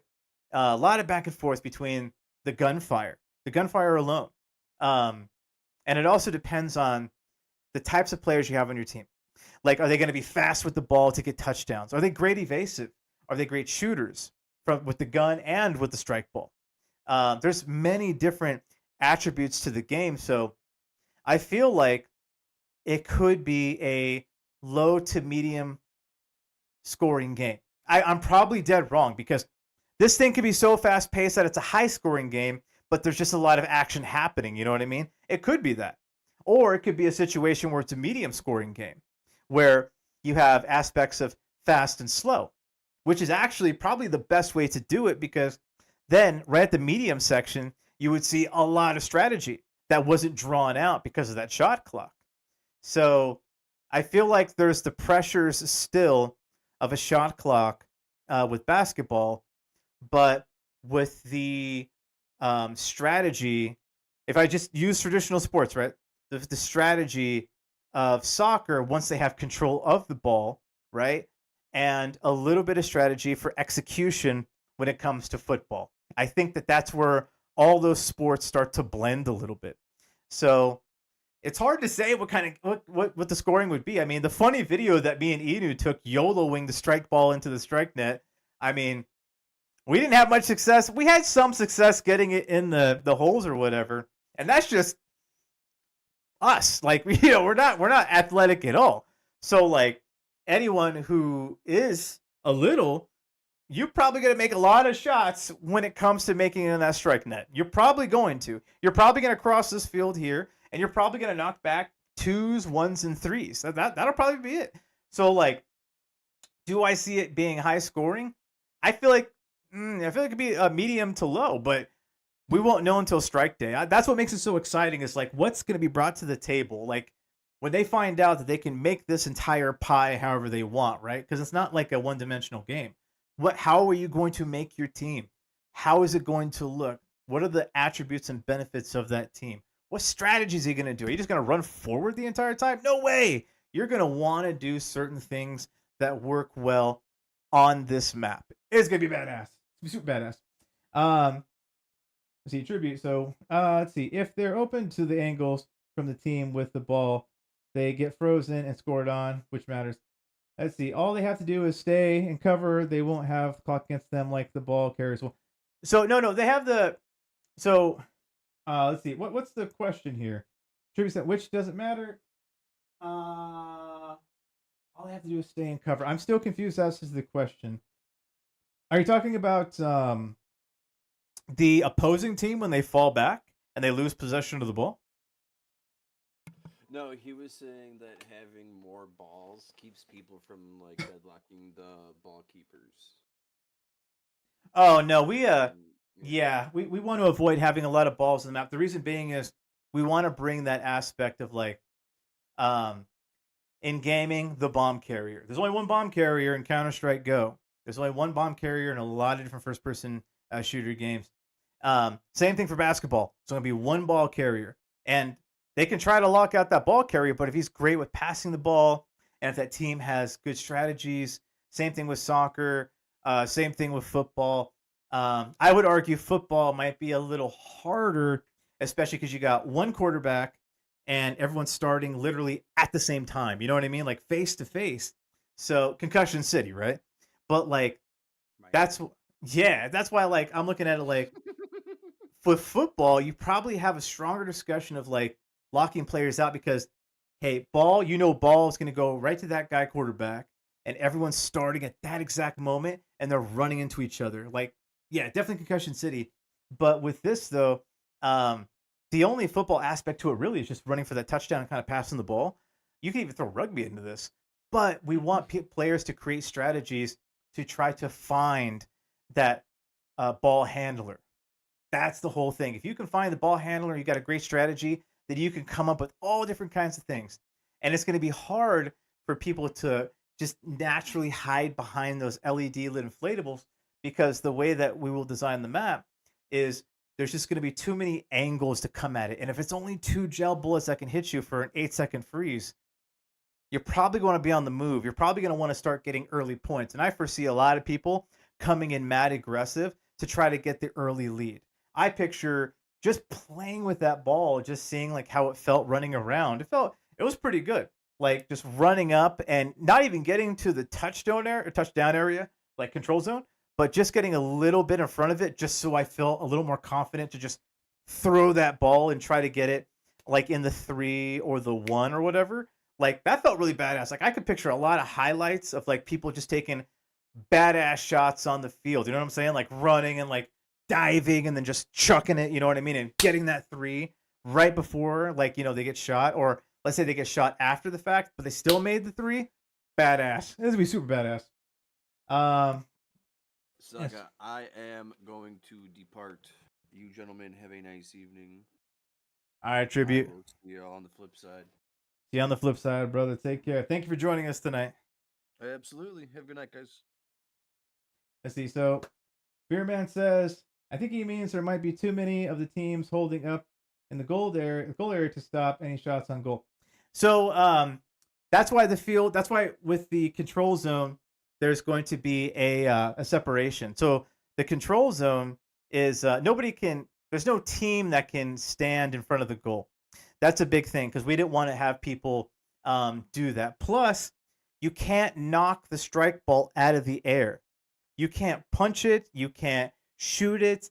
When another team throws a strike ball, you can't do anything to it. You have to let it go. So it's going to make no sense for people to you can't stand in front of the net. You can only be in front of the control zone, but you can't block it with your body. So the only thing you can do is shoot the other team with your gun. So we have that rule in there where you can't. There's no physicality in strike ball, and you can't be a goalkeeper, and you can't physically put your body in front of the ball to stop it in that way. So it'll stop all that real quick.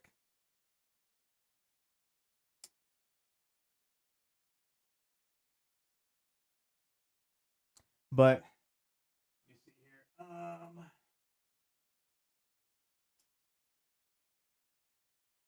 But that is all I got tonight. And I don't know if you guys had a chance to see the really ridiculous video that me and Inu took earlier today. But I'm gonna play it one more time. It was actually really fun. Just doing just that one aspect of the game was different. But I'm gonna play it again. And I actually like the music that I put with it because I think it's very fitting for a couple of guys like us.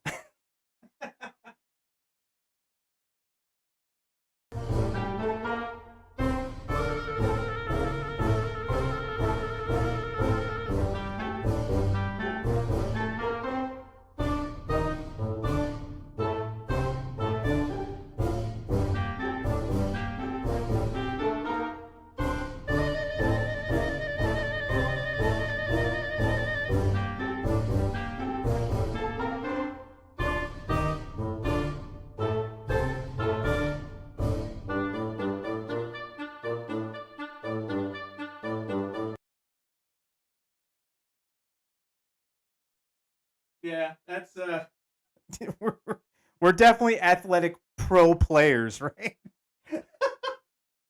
Oh my god.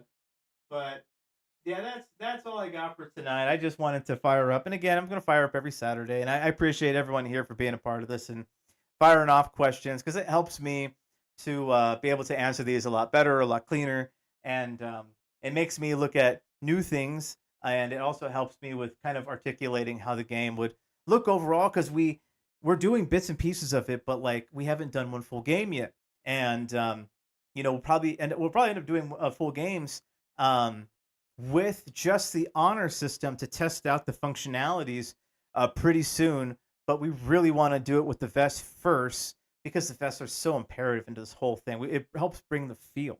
So, but yeah, I can't wait. And just want to say again,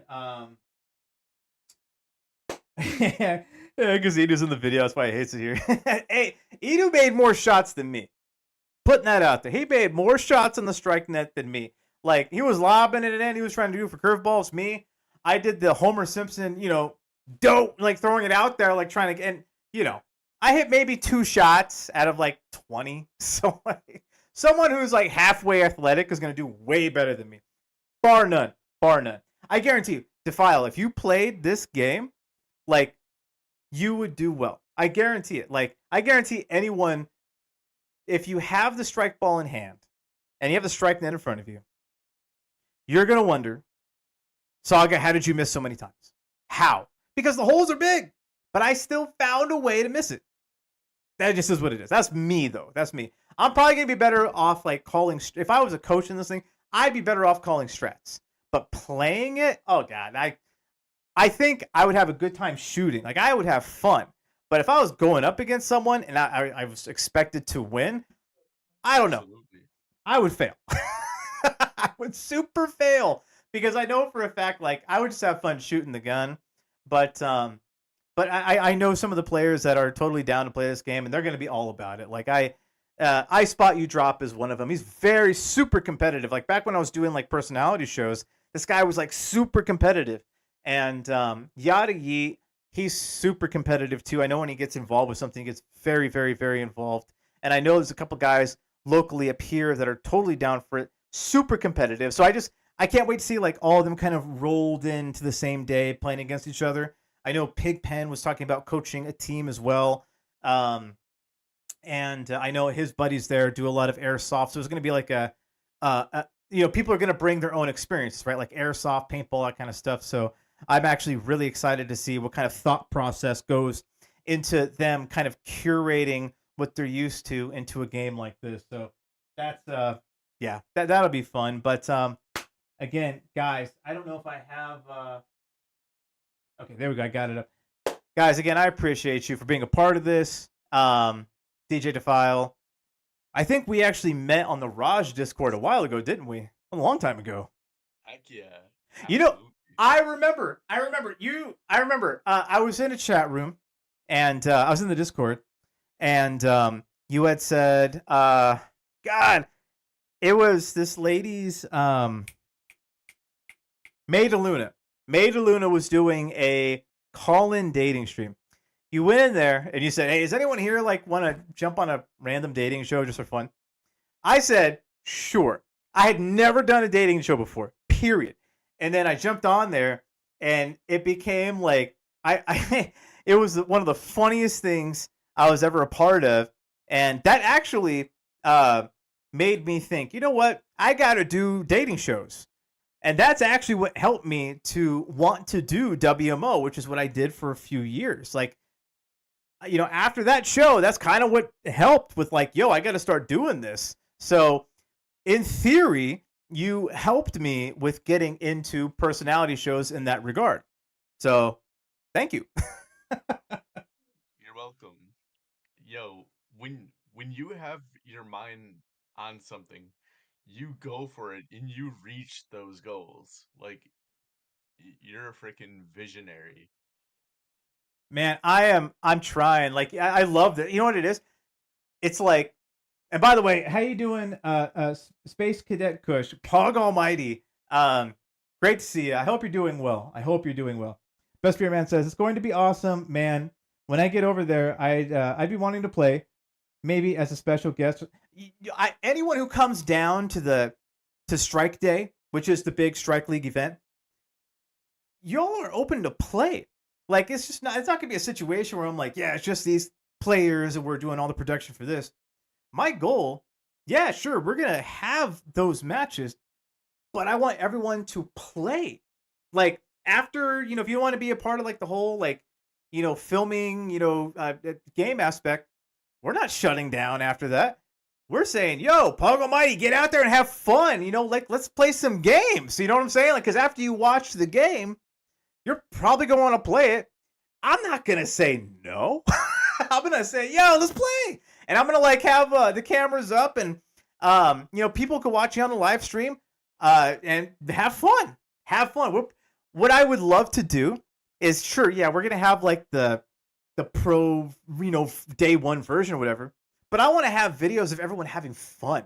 Because that's the whole point. That's what I loved about WMO so much, was like, I had fun. And a lot of people did too. I feel like if you don't have fun with something, it becomes like, it becomes work. You know what I'm saying? And like, we're not here for work. We're here for fun. Like, you know, like we're here for like new things. That's why we jump online to begin with. So it's like, I have so much fun doing this, and I had a lot of fun doing WMO. And I've been asked to do WMO again, like in the future. And I think I might do a couple down the road. But the thing is like, I feel like you just need to have fun with it. And this is so fun. And like, I'm going to have so much fun watching people just play this. That's it. That's it at the end of the day. Just play it and have fun and get their experiences from it and find, and people are already shooting out ideas for the different types of map. Defile, you're one of them. And I've loved every bit of it. Like, everything you guys have told me, phenomenal. Because we're still making the actual, it's awesome. Like, this is like our base map here, but we want everything filled out inside. Sky's the limit. We got lights on each side of the map. We got the fog and everything. I'm already down the road looking at holograms to do. It's going to be badass. Like, we're going to have so much fun. That's why this could only be an indoor sports arena event. Best Friend says, that actually might be a really badass way to build it in the community. Play the main event, then let spectators play for $20 to... Here's the thing, right? You're going to call me crazy. And, hold on. Take a sip there. You're going to call me crazy. And a lot of people did when I was doing WMO. Because I made that in WMO. That. But I put a lot of money into those championship belts. They were professionally made.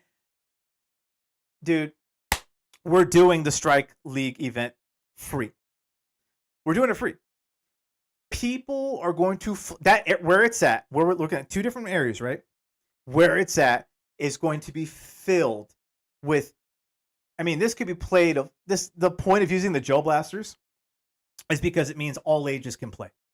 All ages. Like, there's no physicality in this game. All ages. This is less physical than soccer. Think about that. This is less physical than T-ball. I say that because they're waving around a bat, and that ball could literally, boom, a bat, right? This, the gel blasters, you could wear nothing, right? Get shot with that gel on your skin, you're fine. It's water. We have vests that just illuminate when it gets shot. The ball itself, it's soft. It's an actual soccer ball, don't get me wrong, but like, man, all ages can do this. That's why I looked at this like we could have so many different kinds of leagues. Like if the local association here was like, listen, we want to have the kids play. Okay, cool. Just like in AYSO, just like in like minor football leagues or whatever. Let's start having fun. You know, the kids can do like different divisions, and who knows, maybe down the road they're gonna want to be a pro in the Strike Ball League. You know what I'm saying? In Neon Strike League. And when they want to join like a franchise team down the road. Who knows, right? But the fact that that's why Airsoft can't be played by all ages. Because the thing hurts, right? Paintball, same thing. Certain sports, no. Like MMA, no. Boxing, no. Basketball, yes. Soccer, yes. Football, yes. Bam. There you go. Now we got now moms can tell kids, like, listen, don't be sitting on your computer all day. Get out there and have fun. And the point of this is to bring them into a gaming type feel. That's what makes it super badass. That's what I like so much. Let's see. So might be good for recruitment for teams as well, only to cover the cost. That's true. Yeah, it's better than T-ball. I just say T-ball because they're wielding a bat. That's why, dude. Like, imagine if they miss it and he lets go of the bat and it smacks somebody's face. Just saying. If you get hit with the gel ball in the face, it's water. You're good, right? Now, the soccer ball, if you get beamed in the face, it's a size 3 ball. It's not heavy. You know what I'm saying? Like, it'd be no different. Actually, I challenge it this way. The soccer ball, the size 5 ball, when somebody's kicking it and it hits you in the face, that could be a problem. However, because we're wearing those masks, because in the Strike League, everyone's wearing a mask, right? Doesn't matter. Ball hits you, boom, mask. It's a softball anyway, but it's going to hit you, boom, you're good. That's what's so badass is like you have the vest, you have the mask. There is no aspect of this game where somebody could get hurt unless they slip on the field. That could be something, right? We have to look at all angles, right? But if that were the case, then you would look at every soccer game played ever, or baseball or football, and you would just look at it like, well, those concerns could happen over there too.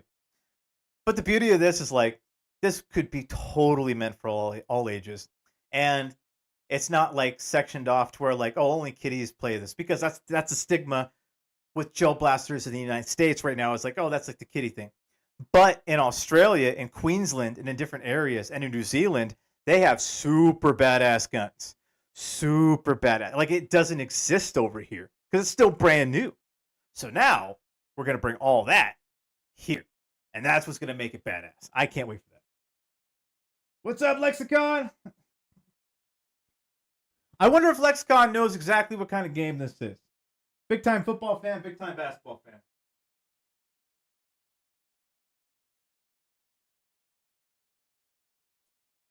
I see. Yeah, we don't have airsoft with the. Yeah, you know what? I found out. Gel. It's funny. Gel blasters are banned in Australia except Queensland.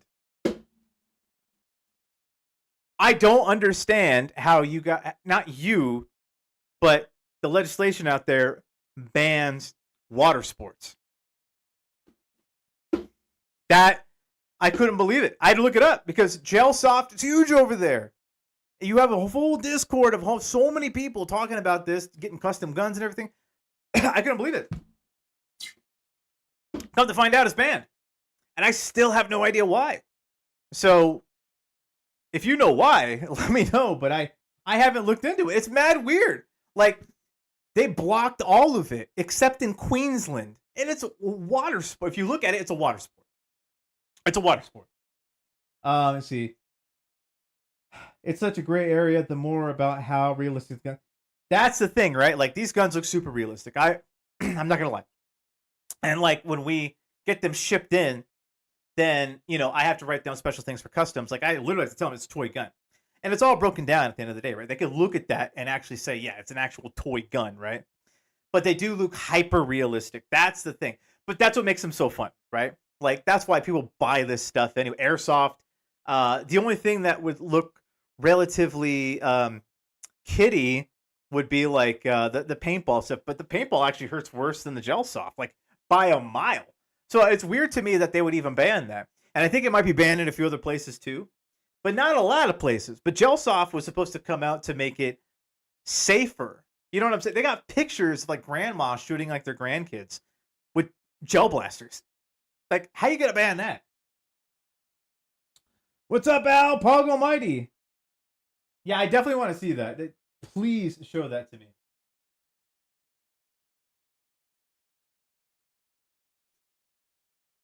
Okay, I have a question actually. And Defile, chime on this too. So, based off of I'll try to. this game, and based off of like putting this out there, streaming wise, and like just that kind of a feel. What is there a okay on just Twitch alone? Let's just say Twitch, right? We can call it YouTube, Twitch, YouTube, whatever. What's the likelihood of somebody watching something like this for the first time and actually giving it a 20-second peek? Because I think the typical viewer on Twitch is like maybe 3 to 4 seconds top, so they just see something they identify with and leave. But like, that's something I never grasped, because when I was doing WMO, we had the nice ladies on. They would ask the questions to the competitors. People would kind of relate it to different kinds of personality shows, and then you would have a normal drop off. What I have never really understood is, what does your atypical viewer who enjoys gaming and may enjoy IRL content really look for when they're sitting down and, let's just say, somebody sent in a raid, regardless of the category that they're normally watching? What would be the likelihood of somebody actually giving this, let's say, 10 seconds? 10 seconds is a lifetime, like, when it comes to somebody tuning into something brand spanking new. You know what I'm saying? I feel like they drop off between like 3 to 4 seconds. 10 seconds, I might be asking too much on 10 seconds. My personal opinion on that is, I feel like, um, it would have to deal with like what time of day it happens, and like which hours people will be able to tune in, because there's many possibilities that will define how long a person will stay. Me personally, though, if I'm watching a stream and somebody raids the streamer, I look at like what how entertaining is the stream? What's the type of music that's playing? Is it really hype music? Is it will it will it be able to keep you invested with watching what happens? Is it exciting? Those are my main questions. And it's crazy. It's like with anyone that jumps into something like streaming in general, right? Like, everyone's trying to answer like those questions. And back when I was doing WMO, it's funny. I thought I had fun doing it, so I never. I'll be honest. The first 6 months when I was doing any type of streaming, I was just like, you know what? Am I doing anything that would actually be of a net benefit to anyone coming on. Because I like doing podcasts, right? And I knew that the other people jumping on either A had a stream or B did not. And I was always thinking to myself, am I doing something that's a net benefit to them?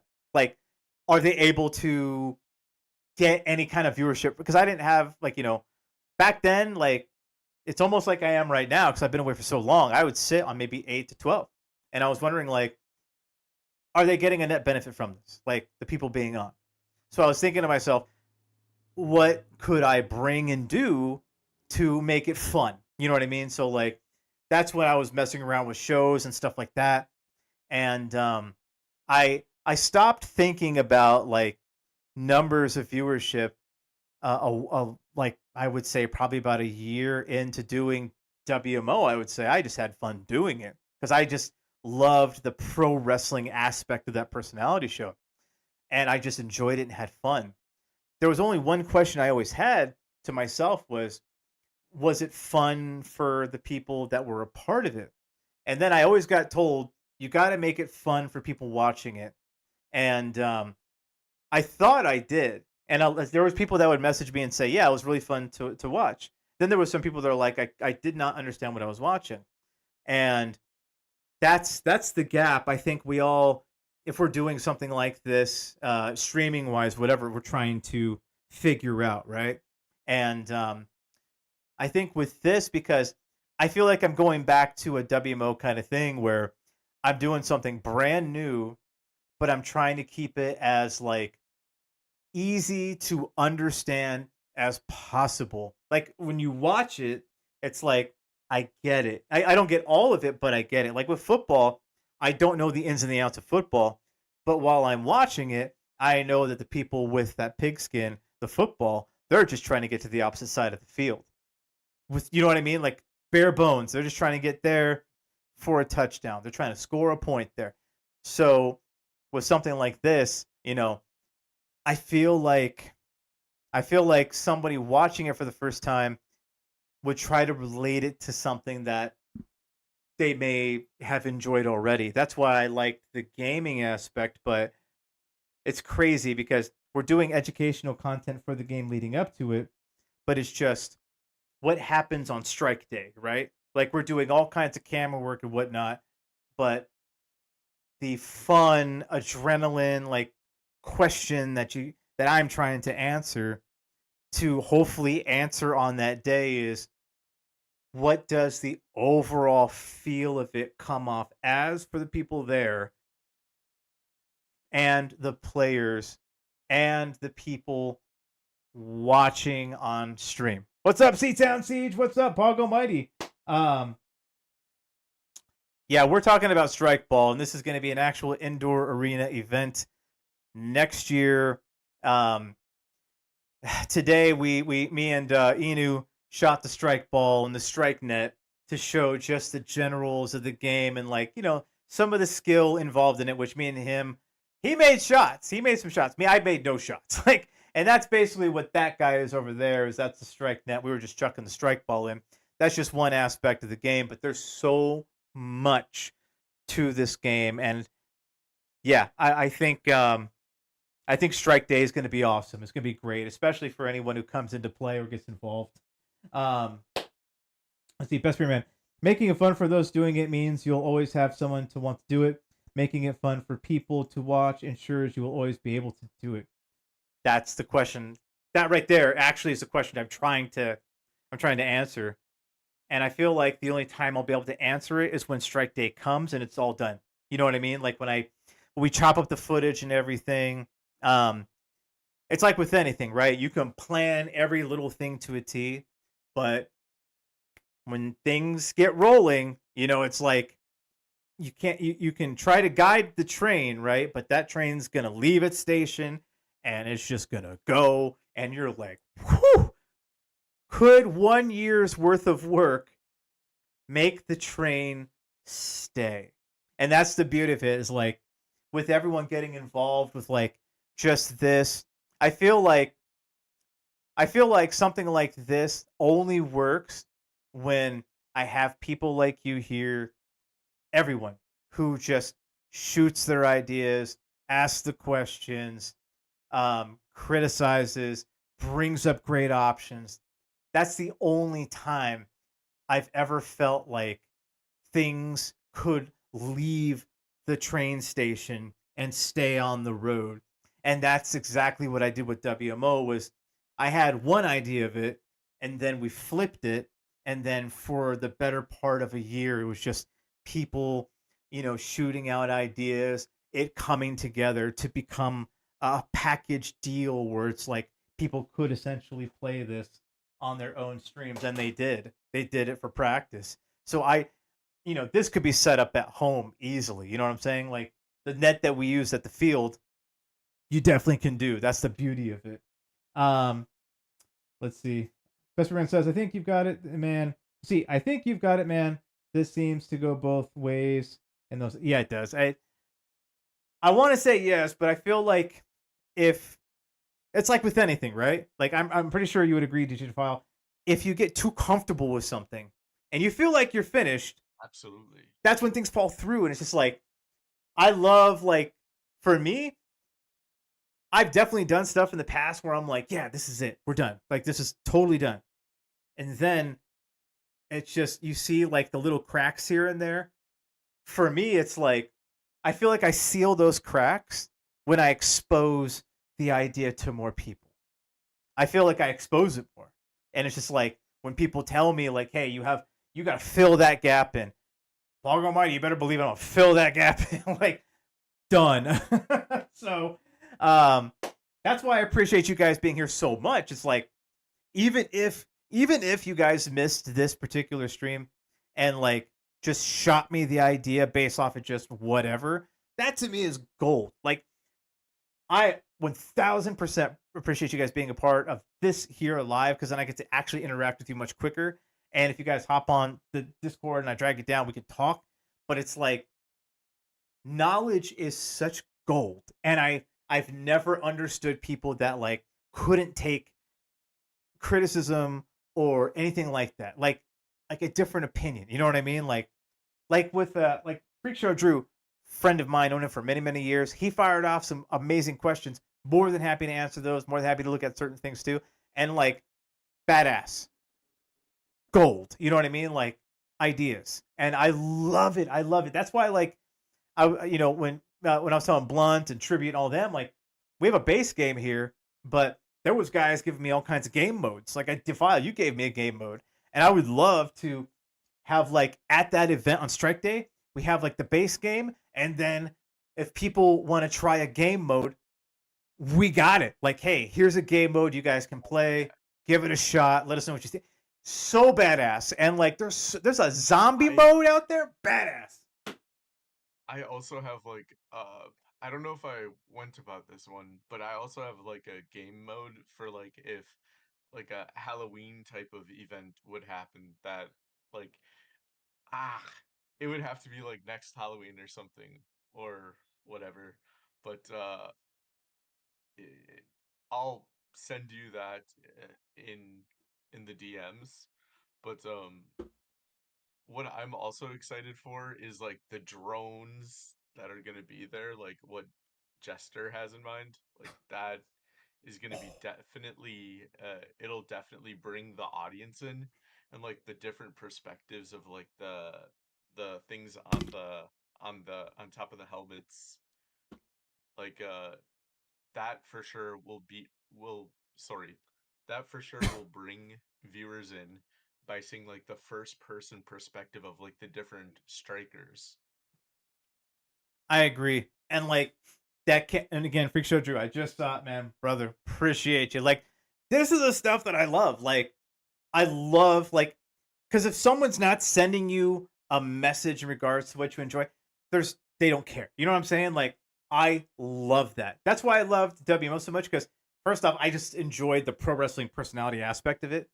And like, for anyone who just gave it like 2 minutes to say, hey, here you go, badass. And with this right now, like, I'm getting people hitting me up because they're engaging with it. They're trying to figure it out, and they're bringing in new ideas.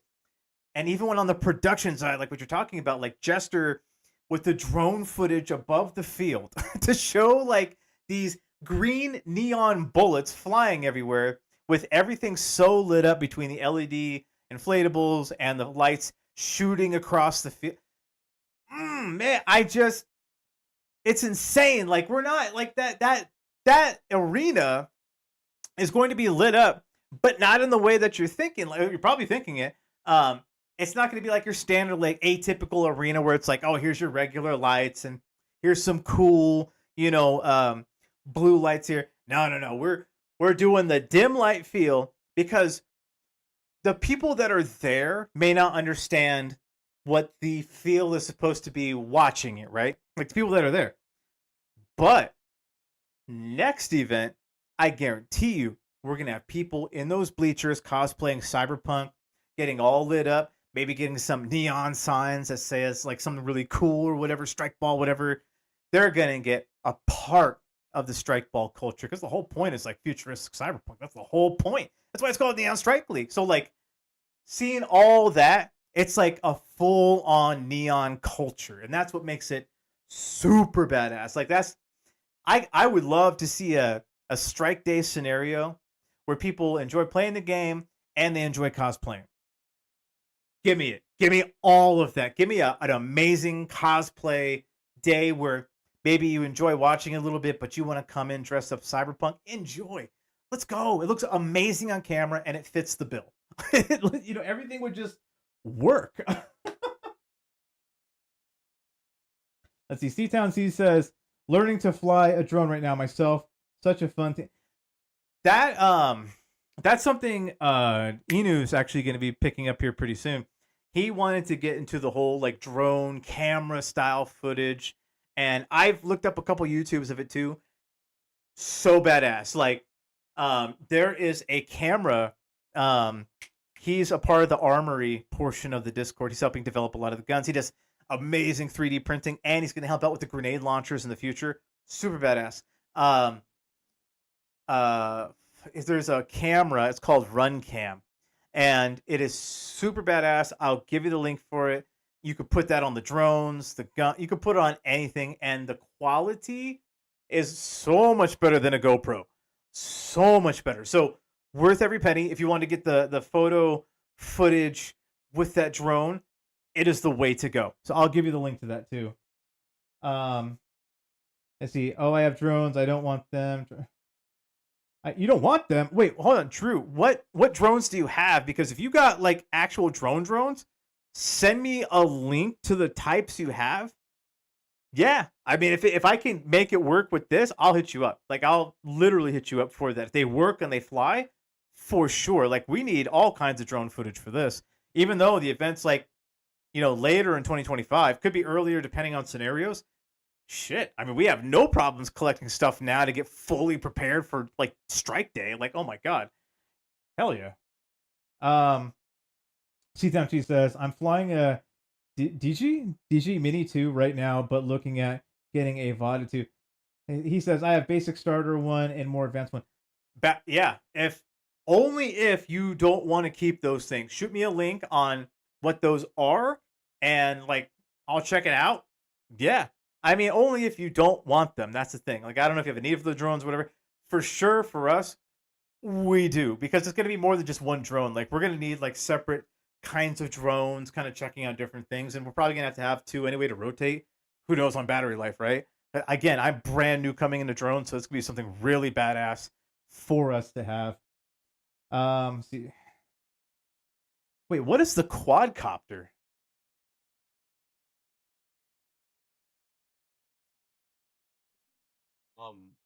I forgot it. I forgot the name of it. I think it is the DJI one. It looks like it has 4 helicopter propellers. Oh man, I just gotta. You're 1,000% right, Beerman. Even for the event, I gotta carry liability insurance. Thankfully, that's the industry that I'm in. I do insurance. That's what I do. So I already know, like, I gotta have a event insurance. I gotta have that. The only waivers that are gonna be signed there are the waivers for the players in case they slip. But it's like what you would normally sign jumping into like your normal soccer league, right? Like that's really what that is. Like, and also the waiver says like you're not going to beat anyone up and you're not going to hit someone with your gun, that kind of stuff, right? Like we're gonna have like a lot of great players there. Everyone's gonna have a great time. I don't even foresee a scenario where somebody would take like their gun and try to physically hit someone. Would never happen. If it ever did, oh, you better believe it. They are ejected, gone, and there's definitely legalities coming their way. But like the beauty of this is like, you know, I feel like just with everything involved, the opportunity for anyone to get hurt is so thin, so minimal. Um, but 1000% definitely need to get the event insurance, the liability insurance, especially the drone liability insurance. Just have it all as a package deal.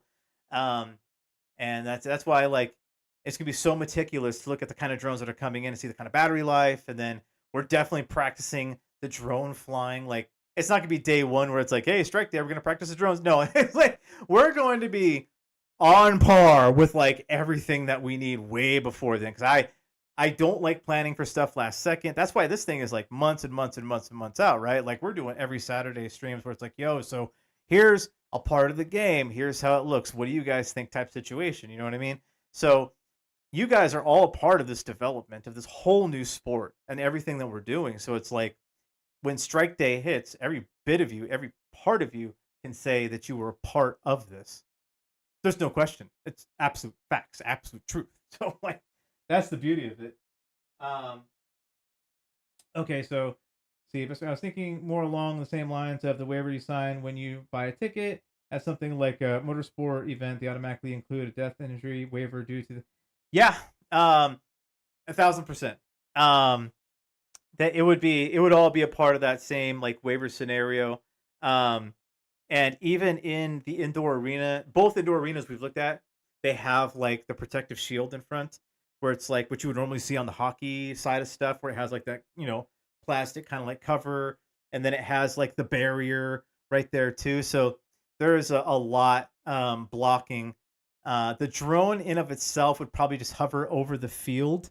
It wouldn't go over the people, but who's to say, right?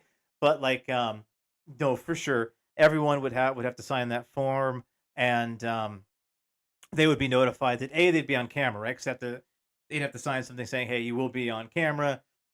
If you refuse to be, then you're going to occupy this side of the indoor arena, just so you don't get on camera or whatever." And then with post, in post, we're probably going to remove a lot of people. Plus, the bleacher area is going to be a little darker, right? So it's going to be hard to notice people anyway, unless they're in cosplay, and the whole light up scenario. And that's what's going to encourage people to get more like cosplay, neon lit, that kind of scenario, so they could stick out more and have fun. So, but no, for sure, waivers all day. I 1000% agree, especially for a free event like this. You're probably guaranteed a lot of people to come in just to see what the heck's going on, like in their local indoor arena. Like, what the hell is this? So, and a lot of those are going to be kids, right? Because I mean, that's the consensus around the area is like, college, high school, and then boom, you got an elementary, right? And all those elementary kids, like, for a fact, are just going to flood that area. That's what's going to make it crazy. Y'all are going to get, whoever's going to be a part of this, you're going to have a lot of fans, but you're going to have to be very careful on the language. It's just that, you have a lot of people coming into the sport, right? But I don't know, football and basketball and soccer, all those things exist. So, at this point, the kids have probably heard everything, right? Let's be honest about this. Let's see. So, Beerman says, I got you. Sorry to bring it. That is not a down, by the way. That is not a downer whatsoever. That is thinking logically and detailed. Because if that wasn't even discussed, right? Let's just say like we just fired up the event, no paperwork, everyone just kind of joins in, has fun. God forbid something happens, and then when that thing happens, now we got a bigger issue on our hands. Doesn't matter like how safe the event overall is in theory. Anything can happen, right? So like we need to have those provisions in place to make sure that things are safe on strike day. And that's the whole point. So for sure, there's going to be event security, like patting people down. I mean, it just is a thing. We have to, you know what I'm saying? I'm thoroughly surprised that like I've seen local carnivals not do that, especially in this day and age. Like, I don't know. the last time I went to a carnival was like years ago, but they hold them around here in the malls, right? I don't know if you guys have it over there, like File, if you have it over there too, where like there's the mall and then you have the parking lot and then they have like that traveling carnival. And like, I never see a security guard patting anyone down as they're walking into the carnival. In fact, a lot of times there's no central entry point. You could literally just walk into a carnival or like a traveling fair and like you're just already in. So yeah, we'll definitely have those security provisions in place, 1,000%, especially in this day and age. Crazy. Let's see, but let's see. Oh shit! But as an Aussie, I think I can pull it off. What? Drew says yes. Always got to watch your ass. 1,000%. Especially with something like this, like I've never done anything. I've never done anything like this. This is crazy to me that I'm even doing something like this. And I'm trying to put something like this. This is crazy. But like 1,000%, I agree. Like you got safety provisions need to be in place, especially since this appeals to literally all ages. You know what I'm saying? Like the security's got to be like on point. Those protocols got to be on point. I 1,000% agree. The File says, just now hearing about how people will be cosplaying, I thought of something. What about a cosplay contest, like a side event? Although I don't. You know what? That was one of the first ideas that I was thinking of, but before it was just going to be an MMA event. I really wanted to do the cosplay event. And I think we could still do that. I think we can still do that. Like, it totally fits the bill. Like, we have the Strike Girls, of course, right? But during, I guess, halftime or before, I think it would probably have to happen. I'm not too sure. During the halftime, or it would have to be during halftime, I think, because that's when most of like halftime, like in basketball, you have the cheerleaders come out and like the mascot will try to hit like a crazy free throw shot, right? Which we could do in the future. I mean, look at this thing. We could easily do that, right? Like we could easily have someone like, jump off a trampoline, fall on a crash pad while trying to throw a ball inside the strike net. That's easy too, right? But the cosplay contest would be super badass because it would fit the entire bill. It would literally fit the entire field of gaming. So I think, and I've never seen a sport do a futuristic cosplay contest. Never seen it. I'm about it. I am so about it. And the Strike Girls are going to want to be a part of that too. Just saying. Just saying. I think 100%. Yeah. I think the only thing that goes into that would just be like them cosplaying and having like that one dude with the microphone saying, and here's such and such, and she is dressed as blah. You know what I mean? Or it's just like, hey, here's the cosplay contest. And they just walk. Oh, man. Imagine this being like the model lane, and they just walk to the center here and then walk back. That could work too. I think that would be super badass. And it would bring like a whole other feel and dynamic, but it would fit. It wouldn't be out of place either, because we're going for like a whole futuristic kind of feel anyway. Super badass. And it could be advertised along Strike Day. Just saying. So badass. Cosplay special event where the best cosplays get to play a game. Yes. So badass. Like, can we just do this now? Can we just do this next week? So fun. Oh my God. Recording something like this is going to be so, man, I think you guys already know, like, if you guys were here and like recording it, how fun that would be. How fun that would be. Holy, even setting up this entire thing is going to be so fun. Like, I feel like it might be worth it to record the entire setup process and just throw it up on like a TikTok or something. You know what I'm saying? Like sped up or something, or like a YouTube short where it just shows like the entire event being built the day of. I mean, would anyone find that entertaining? Like, I think it'd be fucking fun. Oh my God. See, yes, that's kind of what I was. Yep. It's kind of perfect halftime filler. I'm already ready to like play a match of straight ball like right now, even if it's in concept. That's man. When I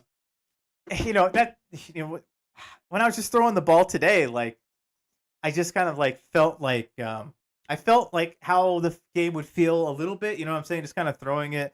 I had fun just throwing the ball and trying to hit like the goals in the center, just the 3 holes, whatever. I had fun doing that. Me and Inu both had fun just doing that. I'm you know, and then maybe throwing up like a 4v4 and like, you know, getting the rest of the game going. I'm ready. Like it's and I know that we're gonna have a lot of this stuff probably done come February, like around the corner. Like we'll have the nets, we'll have the balls coming in first. We already have it custom made. Um, the vest will be the last thing, and the LED everything would just come probably a month and a half to 2 months before the event happens in August. So most of this game will already be done. So we could do dry runs. It just wouldn't be LED lit. It would just be here's the mechanics of the game, here's how it looks, boom. And then on strike day, that's when we go all out with the production. So, man, we might be able to start loading this thing up February, first week of February, maybe before that. So, that's yeah, I'm excited for that. Let's see, record it regardless. It'll be good documentary footage for where it all started. I agree, and throwing it up, I know a lot of people will enjoy watching it, and I know a lot of people, I know they will because I have fun watching. I don't know if it's the same thing for you guys too. I have fun watching behind the scenes of like something I naturally enjoy. So like if I'm watching like the behind the scenes of like I don't know like a pro wrestling event, right, where they do like the behind the scenes of like a WWE type situation, I love it because I watched the actual pay per view, and I just to kind of see like what happened before. Even when they interview the staging crew, like I like that because it makes me feel like I know more about what's going on, and I can put a face to who built the ring. You know what I mean? Like I can put a face to all of that, so it's really cool. Yeah, I would actually because what I do now is like I look back on some of the old WMO footage from like 3 years ago at this point, and like I like to reminisce. That's at some point you got to reminisce, right? This is what it is, and like I know for something like this, I'm highly gonna reminisce. I know for a fact, like I'm gonna reminisce on this after the first, like when Strike Day is done. Let's say 3 weeks happen after the fact. I'm gonna reminisce, but I'll tell you right now, I'm the kind of guy that just says, "Let's go to Strike Day 2. Let's get there." But I always like even with the old footages from like 2019 when I was doing podcasts, man, I loved obviously probably about 15 pounds lighter, but like I enjoyed watching all of that. And it was such a great experience for me just to watch it again. So like I feel like whoever is going to help put all this together, whether you shot ideas or you were there, I think the way that we're going to record it would be something that you would feel the same way too. You know what I mean? Like I feel like absolutely because you're here now. You're here now. Like no one's here right now. But that's how it was with WMO too. No one was there and then people were there. Same thing with this. Everyone here is having fun with a concept that we know that we're all going to have fun with when Strike Day happens, and then people will come and then they're going to wonder who helped develop this. We'll have the behind the scenes footage, and then you guys will say, yeah, I had a hand to play in it, and there's streams of it. This one being one of them. So like that's what's super badass. I love all of it because you guys are all pioneers in this damn game. Chat, can we get a hashtag I was there? Hashtag I was there. Shoot, I don't put that. Oh, that was. And there's documentation of it too, because like literally, this video is not going anywhere. It's saved on YouTube, it's saved on Twitch, and it's saved on Kick. I know Twitch deletes old footage, but YouTube doesn't. It's on there right now. I don't know how Kick works. It's on there. But I'll tell you right now, YouTube doesn't delete. I'm definitely not deleting because I love having like stuff that I can trace back to. Oh yeah, 1000%. This is so fun. Let's see. So Need to do some mock runs to see how everything works, and if you need to. Oh yeah, for sure. That's why I want to get like the base game stuff, not the crazy like lights and everything, because that'll be for like game day. You know what I'm saying? I want the base game stuff, so we can just start rolling 4v4s. You know what I mean? Just to see how that works. Once that day happens, oh yeah, we're doing this live, showing that, and it'll truly be strike scrims. Strike scrim. Boom. There'll be strike scrims. Everyone's gonna see the game. They'll see how like the map was on that day, this middle portion, and then that's when people are gonna be like, yeah, I liked this, but this could have been better, so let's move this over here. Because we're not gonna give a name to that map. It's just whatever y'all are gonna come up with. And then when it works good, then we're gonna be like, yo, that'll be the map on strike day. What the heck do we call it? And how do we illuminate it to be whatever we want to call it? If we want to call it Inferno or Neon City, cool. Let's just figure out where the inflatables go first, and then let's work on the lights for that day. And then the sounds from the loudspeakers. Super cool. So we're doing strike scrims. No doubt about it. And I think we'll have the right guns in place, the vests, and the nets. The nets we could easily do. The touchdown area will be cones, just so you guys are aware. We're just going to cone those sections just so you guys can see that that'll be the control zone. And that'll be all we need. Like, that's it. That is it. This is the beginning of the saga. Yeah, baby. The saga starts today. Well, the other beginning. Well, yeah, okay, there you go. The strike ball beginning, baby. The strike ball beginning.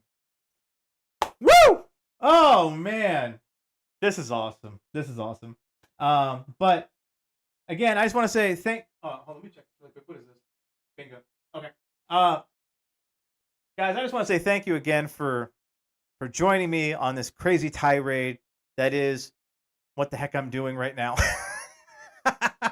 Crazy. This is crazy. Who's doing an indoor sports arena event with a new game? We are. We are. we are. You know, I'll tell you right now, while every other streamer right now, I'll tell you right now, every other streamer and their community is doing one of two things. I'm sorry. One of three things right now. They're doing political streams where they're arguing and yelling at each other and Pog Almighty, all that kind of stuff. Not me. Stay out of my lane. I enjoy fun, good times. You guys run with that. The other thing is they're trying to steal Mr. Beast content. Okay, there you go. Just whatever you want to do, go steal that content, go do the money thing, and then whatever. I'm not the shite on that, but I'm not a Mr. Beast kind of guy. I'm sorry. Like I'm not going to go bury myself alive for like a day. And then everyone finds out that it was just a production hoax. Sorry. Not about that. The other one is dating shows. I love dating shows. Those were so fun. Speed dating shows, fun. I've only ever hosted one of those. Those are all fun. And kudos to those that are still running with that game and having fun with it. Kudos. You guys are awesome. Like, there's a gap that needed to be filled. I'm not saying I created that gap. But for a lot of people, when COVID lifted, everyone like went out. You know what I mean? Like, there was this exodus of a lot of people that just didn't like go on streams anymore or didn't fire up their Twitch anymore. So there was like this big exodus. So like everyone else is like, yo, let me go ahead and start up a dating show, and then where people can come by and have fun. And when I come on Twitch and I see stuff like that, it always puts a smile on my face because it reminds me that there are people out there that still enjoy doing what we all did, which was just having a good time being a character online. Right? During a time when things were supremely tough, where you had to be locked indoors. We found a way to come together and have a Pog Almighty great time. There you go. That's what I think is super. That's what I like. That's the one of three things. And one of those things, hell yeah. I'll let you guys determine what I think is the hell yeah of all three of those things. But what we're doing together is something so new that people will ask you all types of questions. And right now, we're all asking it, right? We have a base game idea down, the whole nine, but there will always be questions, and I love it because if there's no questions, there's no love. And you guys are showing me the love, and I appreciate you guys. Just want to put that out there. Again, thank you. The wreck, hold on, sweet. Best beer man. I mean, that's interesting. I was thinking there needs to be another Lunchable available. Oh my god. Ah. I had to sip on water. This is not soda. Okay. That Logan Paul Lunchable thing. If you guys see, okay. If you look online, there's a lady that posted a photo of a Lunchable and there was a mold on there. And like, I think he's currently getting sued, right, by Prime. I actually like Prime, by the way. Actually, when I go to the gas station, I'll pick that up and I'll have it. But you know, I'm not gonna knock their hustle. That's their thing, is coming out with products and doing like the podcast to funnel people into those products and competing in that I guess kid market where it's like everything's kind of like kid friendly food wise. That's their gig. Never been mine. I don't like that. I like having fun. That's my thing. I love just having good times and having fun. You know, this right here, like literally the indoor event's free. We just want people to come by and have fun and bring in the aura. Now, is it smart business wise? If I am to be a smart businessman like a Logan Paul or a KSI, is this smart for me to do? Yes. Here's why.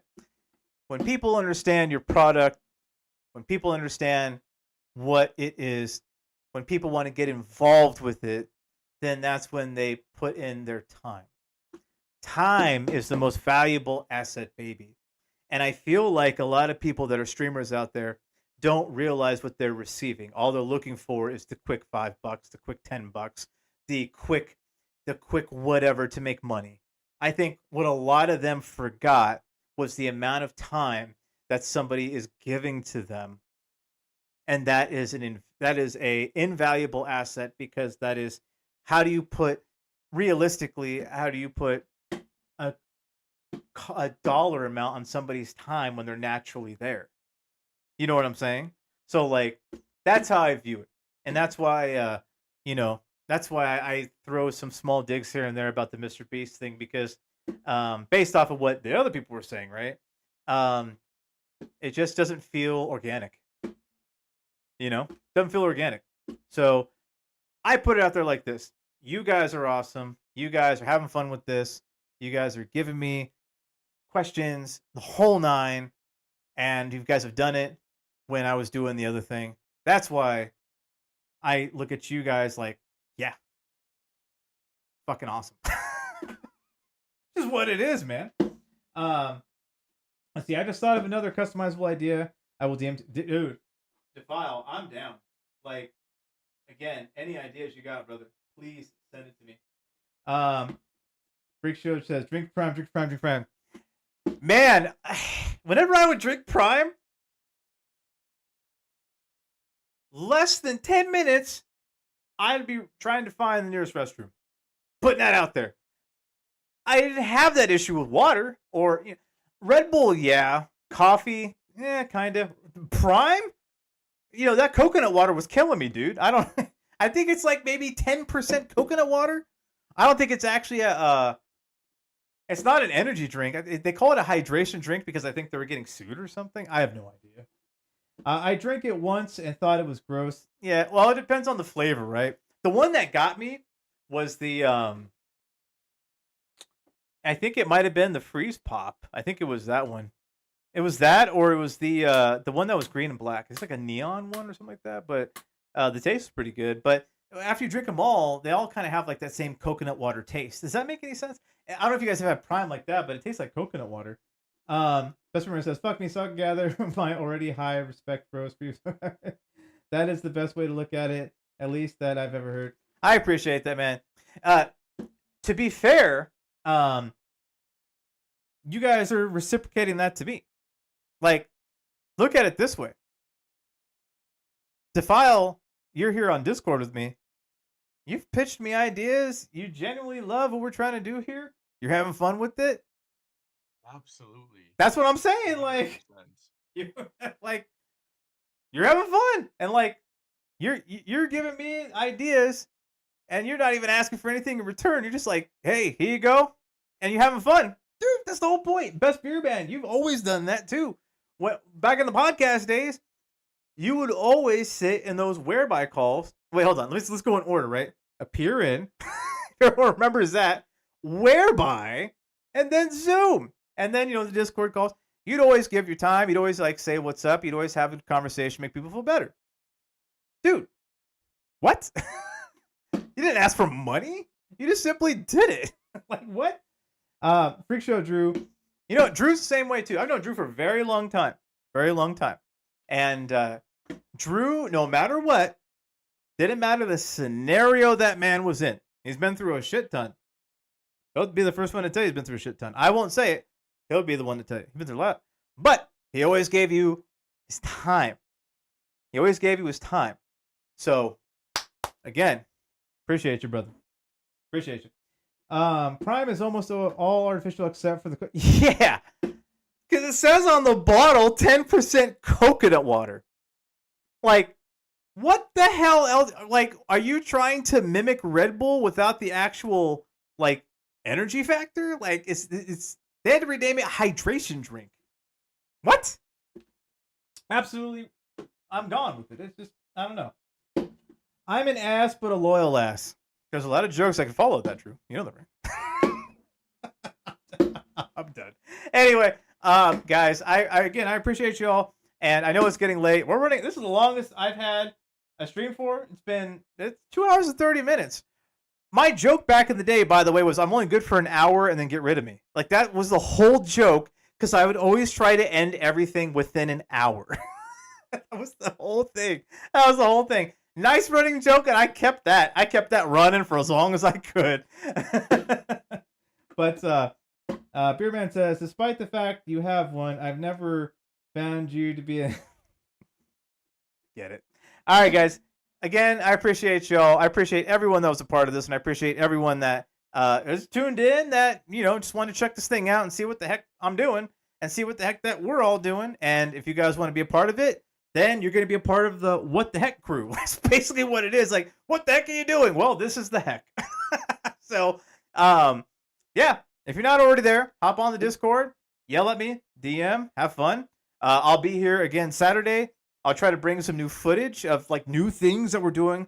The Strike Ball, the official Strike Ball, should be in 2 weeks' time. They're customizing it. It says NSL for Neon Strike League, and it actually lights up. So unlike the one you guys saw in the video, this one will actually light up so you guys can see that it's a real thing. It has a long charge too. So not this Saturday, but the following Saturday we get that. This upcoming Saturday, I really do want to show more of the indoor arena, so you guys can get a feel for, like, just what the area would look like and how badass it's going to be. So I'm going to have video of that. So next Saturday, it'll be the arena. The Saturday after that, we'll have the official Strike Ball. And then I'm going to work towards one of two things. One, it is going to be the gun, the official gun, or two, the vest. I'm going to let you guys decide which one I need to bring in after the ball. If you guys want me to bring in the full-on vest, yeah, I will wear the thing so you guys can see it. And it actually has voice activity, and it says, welcome to the Neon Strike League. That's exactly what it says when it starts up. And then it has the go, go, go feature, which is what you would normally hear like in Counter-Strike, where it says go, go, go, or something like that, right? It sounds super badass. But it yells at you when you get shot. So it makes you aware that you're frozen. So you guys let me know. Do you guys want me... So this Saturday would be the arena.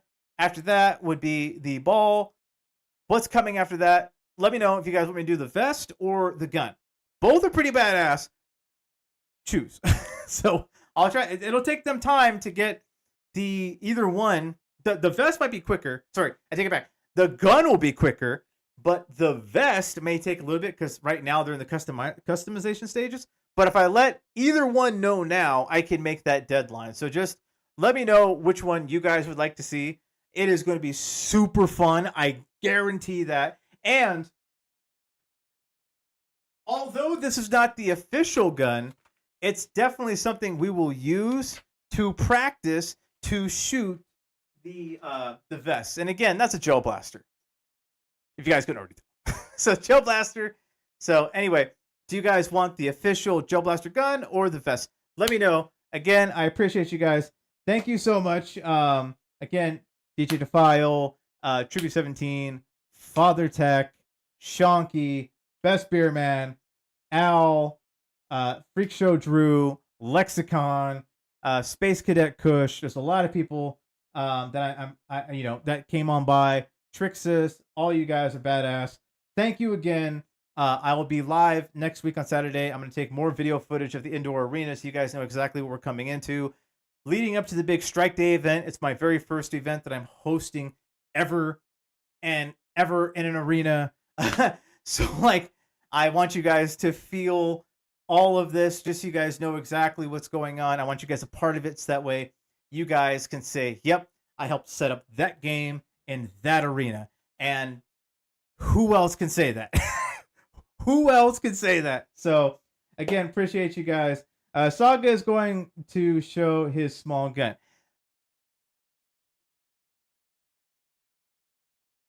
Have a good night.